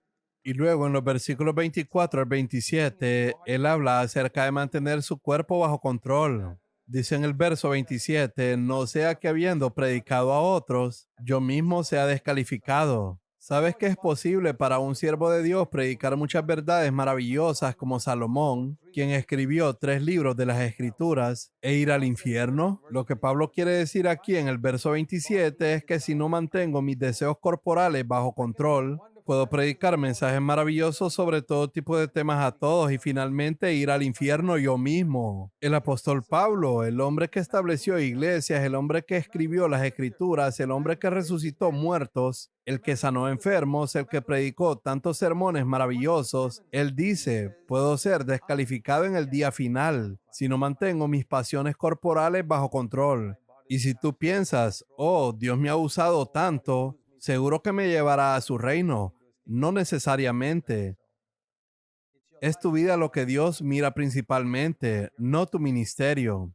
En el capítulo 10, él da un ejemplo. Como estaba hablando de aquellos que predican y son descalificados, dice, te daré un ejemplo. Los israelitas que salieron de Egipto, ¿entraron todos en Canaán? No, ellos perecieron en el desierto. Él dice que lo mismo puede pasarnos a nosotros. Estas cosas sucedieron como ejemplos para nosotros en el verso 6. En 1 Corintios 10, verso 11 también señala, estas cosas le sucedieron como ejemplo. Por lo tanto, hay que tener cuidado. Luego encontramos esta maravillosa promesa en el verso 13. Fiel es Dios que no permitirá que ustedes sean tentados más allá de lo que pueden soportar. Alabado sea Dios. Ninguna tentación llegará a tu vida que sea más de lo que puedas manejar. Recuerda que puedes vencer cada tentación. Nunca digas, esto es demasiado para mí. Si dices eso, estás afirmando que Dios es un mentiroso en 1 Corintios 10, verso 13. Nunca será demasiado para ti. Lo que necesitas es más gracia. Pídele gracia a Dios. Esa tentación no es demasiado para ti. Puedes vencerla. Dios abrirá un camino, como dice ahí. Y luego dice, en el versículo 31, ya sea que coman, que beban o que hagan cualquier otra cosa, háganlo todo para la gloria de Dios. Cuando tengas dudas sobre la voluntad de Dios en alguna situación, siempre vuelve a 1 Corintios capítulo 10, verso 31. Si has intentado todos los métodos para descubrir la voluntad de Dios y no puedes encontrar la respuesta, regresa a 1 Corintios 10, verso 31. Y pregúntate, ¿puedo hacer esto para la gloria de Dios? Si sientes en tu espíritu que no puedes hacerlo para la gloria de Dios, no lo hagas. Todo lo que hacemos, incluso comer y beber, debe ser para la gloria de Dios. El capítulo 11 habla de 2 cosas. Las mujeres cubriendo su cabeza en la iglesia y la cena del Señor, el partimiento del pan. Recuerden que les mencioné al principio en el capítulo 1 que esta es la iglesia de Dios en Corinto. Él no está hablando sobre cómo una mujer debe comportarse en casa. Todo está relacionado con la iglesia. en el capítulo 5, 6 y también el capítulo 11. Y aquí está él explicando la razón para que una mujer use velo en la cabeza. Hay tres razones por las que una mujer debe cubrir su cabeza en la iglesia. Razón número 1, verso 7. El hombre no debe cubrirse la cabeza, ya que él es la imagen y la gloria de Dios. Pero la mujer debe cubrirse la cabeza porque ella es la gloria del hombre. Más arriba en el verso 3 dice, la cabeza de todo hombre es Cristo y la cabeza de la mujer es el hombre. Entonces es un símbolo. Una mujer está diciendo que el hombre es su cabeza y la gloria del hombre debería estar cubierta o descubierta en la iglesia. Cubierta. La gloria del hombre debe estar cubierta en la iglesia. Y ya en el versículo 7 dice que la mujer es la gloria del hombre. Ella debe estar cubierta en la iglesia. Es muy simple, porque solo la gloria de Cristo debe ser vista en la iglesia. La gloria del hombre debe estar cubierta en la iglesia. Y ya que una mujer es la gloria del hombre, ella debe estar cubierta en la iglesia. La cabeza del hombre no debe estar cubierta porque él es la gloria de Dios. La gloria de Dios no debe estar cubierta en la iglesia. Por eso, un hombre mantiene su cabeza descubierta. Por esta razón, creo que un sacerdote que lleva un gorro en la cabeza está tan equivocado como una hermana que no se cubre la cabeza. Eso es exactamente lo mismo. Muy bien, la razón número 2 está en el versículo 15. Ahora, todas las hermanas estarán de acuerdo en que el cabello largo es una gloria para ellas. A ninguna hermana le gustaría tener la cabeza rapada. Todas las mujeres estarán de acuerdo. El cabello largo es una gloria. ¿Debe la gloria de la mujer estar cubierta en la iglesia? Sí. Por lo tanto, el cabello largo de una mujer debe estar cubierto. La gloria del hombre y la mujer deben estar cubiertas. La gloria de una mujer es su cabello largo, así que debe estar cubierto en la iglesia. Y la razón número 3 está en el versículo 10. Es un símbolo de sumisión a la autoridad. Ella está diciendo, tengo un hombre que es cabeza sobre mí, mi esposo, mi padre, o si es huérfana o viuda, el anciano de la iglesia. Ella reconoce que no es autoridad para sí misma. Así que estas son las tres razones por las cuales una mujer debe cubrir su cabeza en la iglesia. Ahora bien, esta es un área en la que la influencia occidental ha llegado a la India y ha corrompido esta enseñanza. Lamentablemente en la India siempre encontraremos que donde haya llegado la influencia occidental, esta práctica se ha desechado. Pero cuando vas a iglesias donde no ha llegado la influencia occidental, como en las aldeas, todos practican eso. Finalmente dice el versículo 16, si vas a tener muchos argumentos sobre esto, solo quiero concluir diciendo que toda iglesia de Dios practica esto. Ustedes pueden hacer lo que deseen, pero no voy a discutir con ustedes sobre esto. Muy bien, pasemos a la cena del Señor en los versículos 23 al 34. Dice aquí que cada uno, cuando venimos a la cena del Señor, estamos recordando la muerte del Señor. En esto tenemos comunión y testificamos que Jesús murió por nosotros. Y yo testifico que quiero ser quebrantado como el Señor fue quebrantado por mí. También testificamos, como dice en el capítulo 10, verso 17, que este pan es un solo cuerpo. Eso significa que cuando como ese pan, estoy diciendo, Señor, quiero ser quebrantado como tú fuiste quebrantado.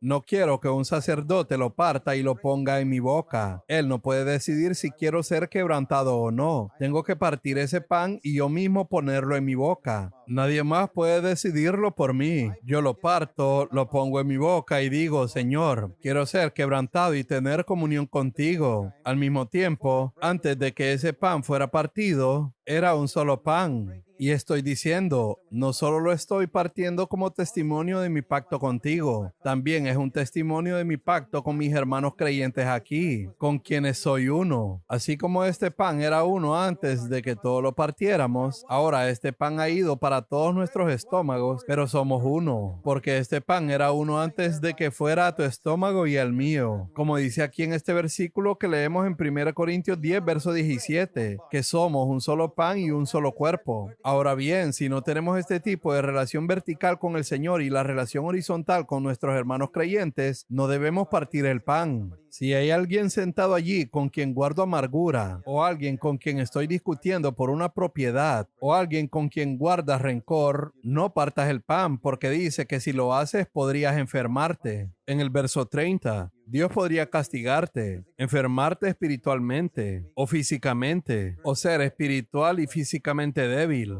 o puede traerte muerte espiritual. Si nos examináramos a nosotros mismos, verso 31, Dios no nos juzgaría de esa manera. Es un testimonio muy serio partir juntos el pan. Permítame mencionar algo acerca de las mujeres orando y profetizando. En el versículo 4 se le pide a la mujer que se cubra la cabeza, principalmente cuando ora o profetiza.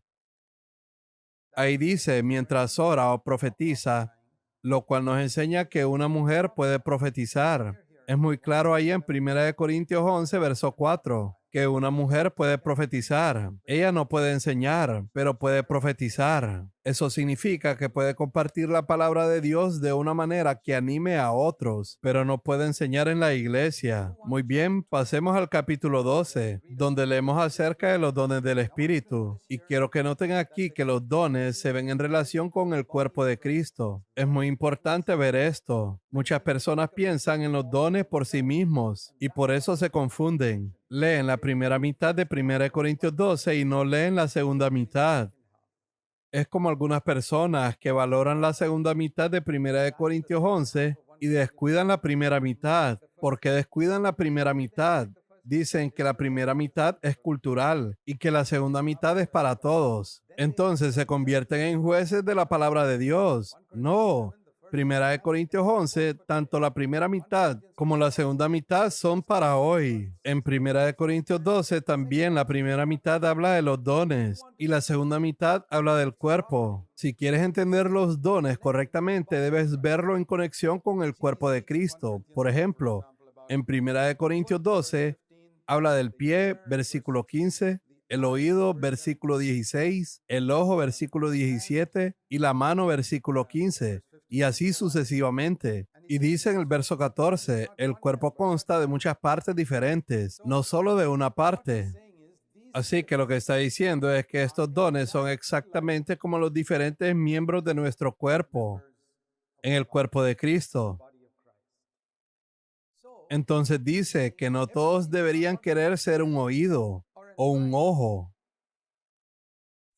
Él dice algo gracioso en el verso 17. Si todo el cuerpo fuera un ojo o muchos ojos, ¿cómo podríamos oír? O si todo el cuerpo fuera oreja o muchas orejas, ¿cómo podríamos oler? Debe haber una nariz. Así que, ¿qué está diciendo? Que no desees el don de otra persona.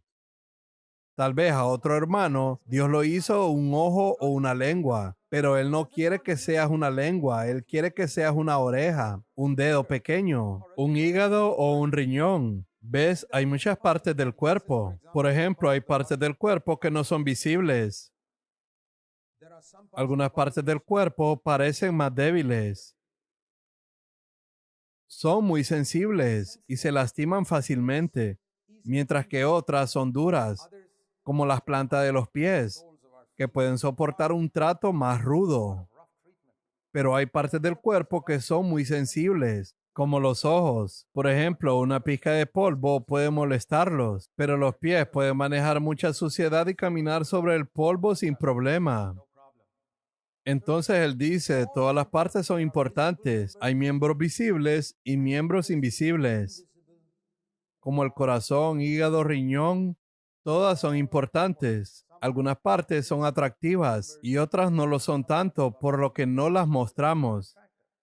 Así también ocurre en la iglesia. Hay personas muy visibles. Por ejemplo, alguien que predica desde el púlpito constantemente. Podríamos decir que es como la lengua que habla y habla. Y hay personas que nunca están en el púlpito, pero oran y oran. Es como el corazón que bombea.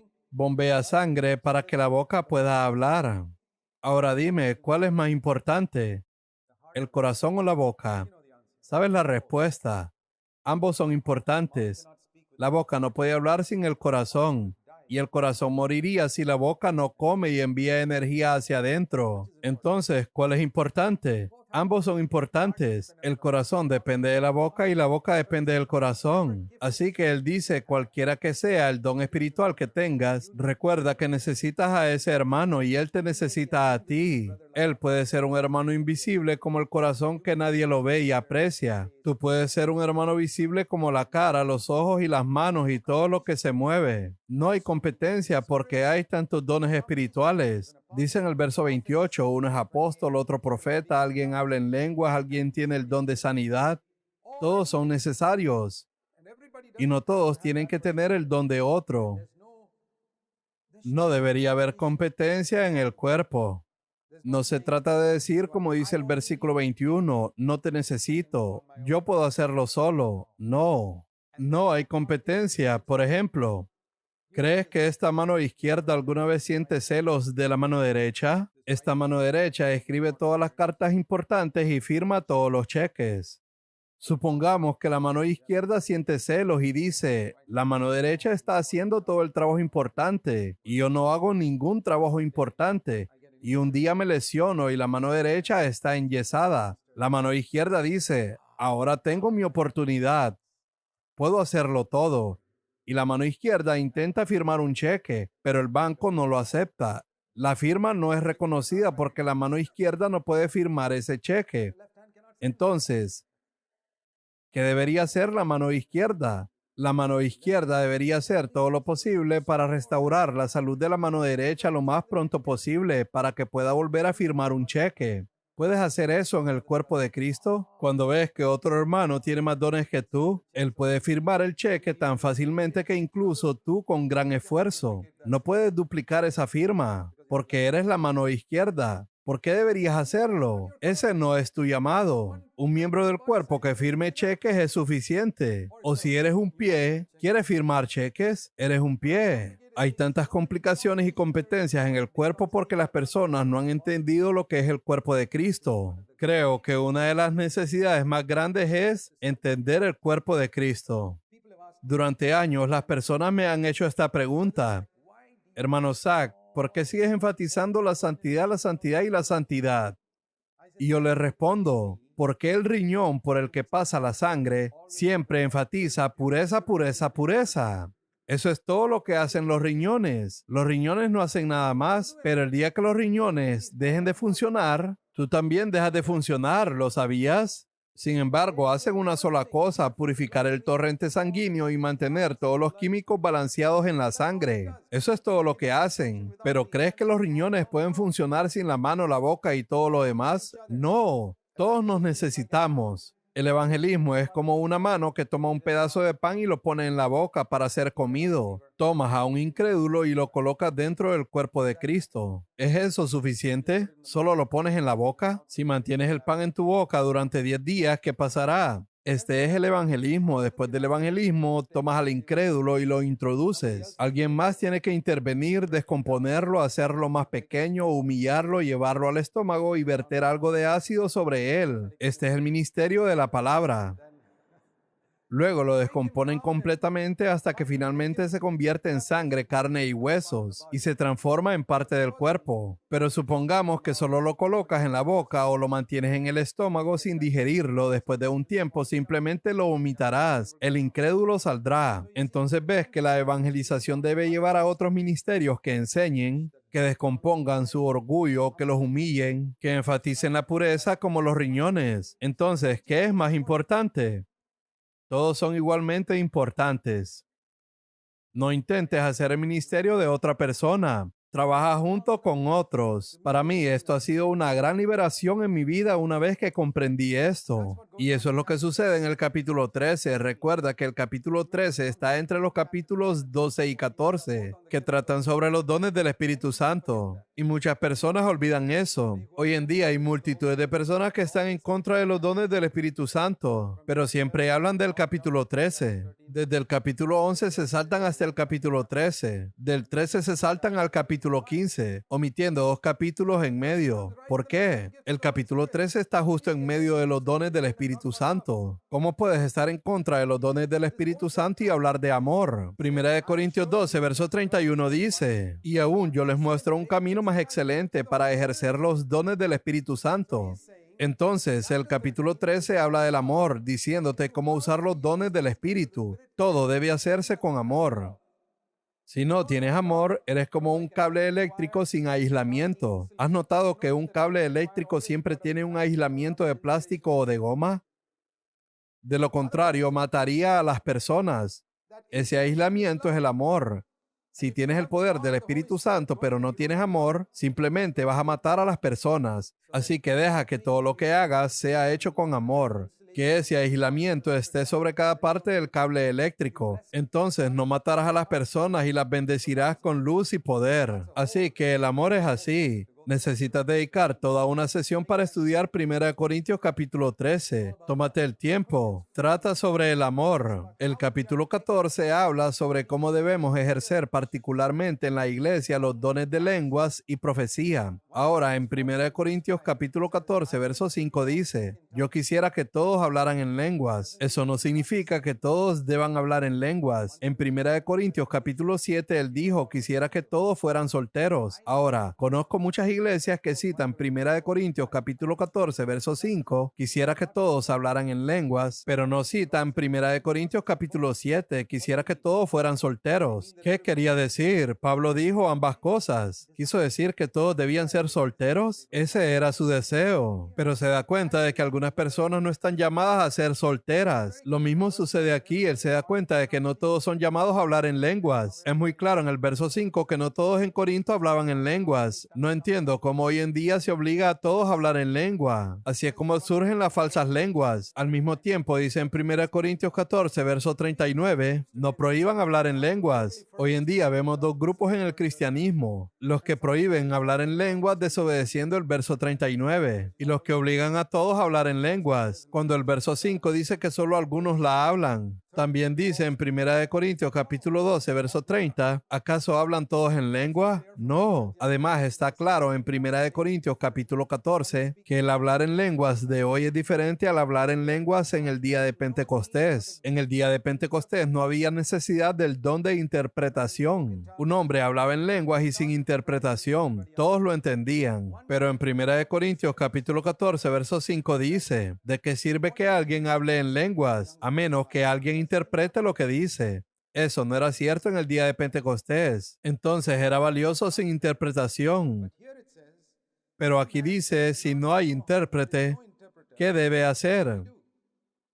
Debería pedir en oración la capacidad de interpretar lo que se ha dicho. De lo contrario, debe quedarse callado. Por tanto, es claro que las lenguas tenían una función en el día de Pentecostés como un idioma comprendible para los demás, pero aquí es una expresión de lo que hay en nuestro corazón. Podría ser una oración, una exhortación o varias cosas. Dice aquí en el versículo 8, si voy a ustedes hablando en lenguas, ¿de qué provecho les seré a menos que les hable por medio de revelación o de conocimiento o de profecía o de enseñanza? Así que las lenguas pueden ser una revelación, conocimiento, profecía, enseñanza, o puede ser una oración en la que un hombre habla con Dios. La interpretación de lenguas puede ser una oración o una revelación. Ahora bien, interpretación no es traducción. La traducción es palabra por palabra, mientras que la interpretación es pensamiento por pensamiento. Por eso, 2 personas diferentes que interpreten las mismas lenguas pueden dar el mismo mensaje, pero expresarlo con palabras diferentes. Dice que en la iglesia como máximo solo 2 o 3 personas deberían hablar en lenguas. Eso es todo. Versículo 27. Y si lo hacen, cada una de esas lenguas debe ser interpretada. Verso 27. Si entras en una iglesia y escuchas a alguien hablar en lenguas sin interpretación, yo diría que es una iglesia completamente desobediente a la palabra de Dios. No tengo respeto por esa iglesia. Quisiera ver una iglesia donde toda lengua sea interpretada. Es muy claro en el versículo 27. No existe tal cosa como que alguien ore en lenguas y todos lo escuchen sin que haya interpretación. Hoy en día tenemos muchas cosas en la cristiandad donde las personas siguen las tradiciones de sus abuelos y no la palabra de Dios. Está escrito tan claramente aquí. Algunos lo prohíben diciendo que no lo quieren. Otros simplemente siguen las tradiciones de sus abuelos. Yo digo, sigamos la escritura. En las iglesias el don más importante es el don de profecía. Ahora, la profecía no es predecir el futuro, como en el Antiguo Testamento. En el versículo 3, la profecía en el Nuevo Testamento es hablar a los hombres para edificarlos, animarlos, exhortarlos, desafiarlos y consolarlos. Si puedes hablar de una manera que desafíe, anime y edifique, eso es profecía. Y cada mensaje en una iglesia debería ser una profecía, una enseñanza o una enseñanza profética. Así es como funcionaban las iglesias primitivas. Verso 29. 2 o 3 profetas hablaban, no solo un hombre. Y luego otros también podían profetizar. Verso 31. En el capítulo 15 habla de la resurrección y básicamente intenta convencer a los corintios de que hay una resurrección. Tómate tiempo para leerlo. Básicamente, es para aquellos que tienen dudas sobre el cuerpo que tendremos cuando seamos resucitados. Solo quiero mostrarte una cosa en Primera de Corintios, capítulo 15, verso 41. Hay una gloria del sol y otra gloria de la luna y otra gloria de las estrellas, pues una estrella es distinta de otras estrellas en gloria. Así es también, verso 42, la resurrección de los muertos. Eso significa que cuando resucitemos seremos como las estrellas, pero las estrellas tienen diferentes grados de brillo y habrá diferentes grados de brillo entre los cristianos. Los que hayan sido más fieles serán como las estrellas más brillantes y los que hayan sido menos fieles también brillarán, pero con menos intensidad por toda la eternidad. Por eso es bueno ser fiel aquí. Versículo 58. Por tanto, mis amados hermanos, estén firmes, constantes, abundando siempre en la obra del Señor. En el capítulo 16, solo quiero señalar algo maravilloso que leemos en el versículo 12. Pablo dice, en cuanto a nuestro hermano Apolos, mucho lo animé a que fuera a ustedes. Pablo fue a Apolos y le dijo, hermano Apolos, deberías ir a Corinto, tu ministerio de enseñanza es necesario allí. Pero él no quiso ir. Un maravilloso ejemplo de libertad en la iglesia entre los siervos de Dios. Pablo sintió que debía ir, Apolos no sintió lo mismo, y Pablo dijo, está bien, ve cuando te sientas libre. No hubo imposición diciendo, debes ir porque yo te lo dije. No, qué maravilloso ejemplo. En conclusión, versículo 14, todas sus cosas sean hechas con amor. Recordemos eso. Es una buena manera de concluir cómo debemos edificar una iglesia local. Oremos.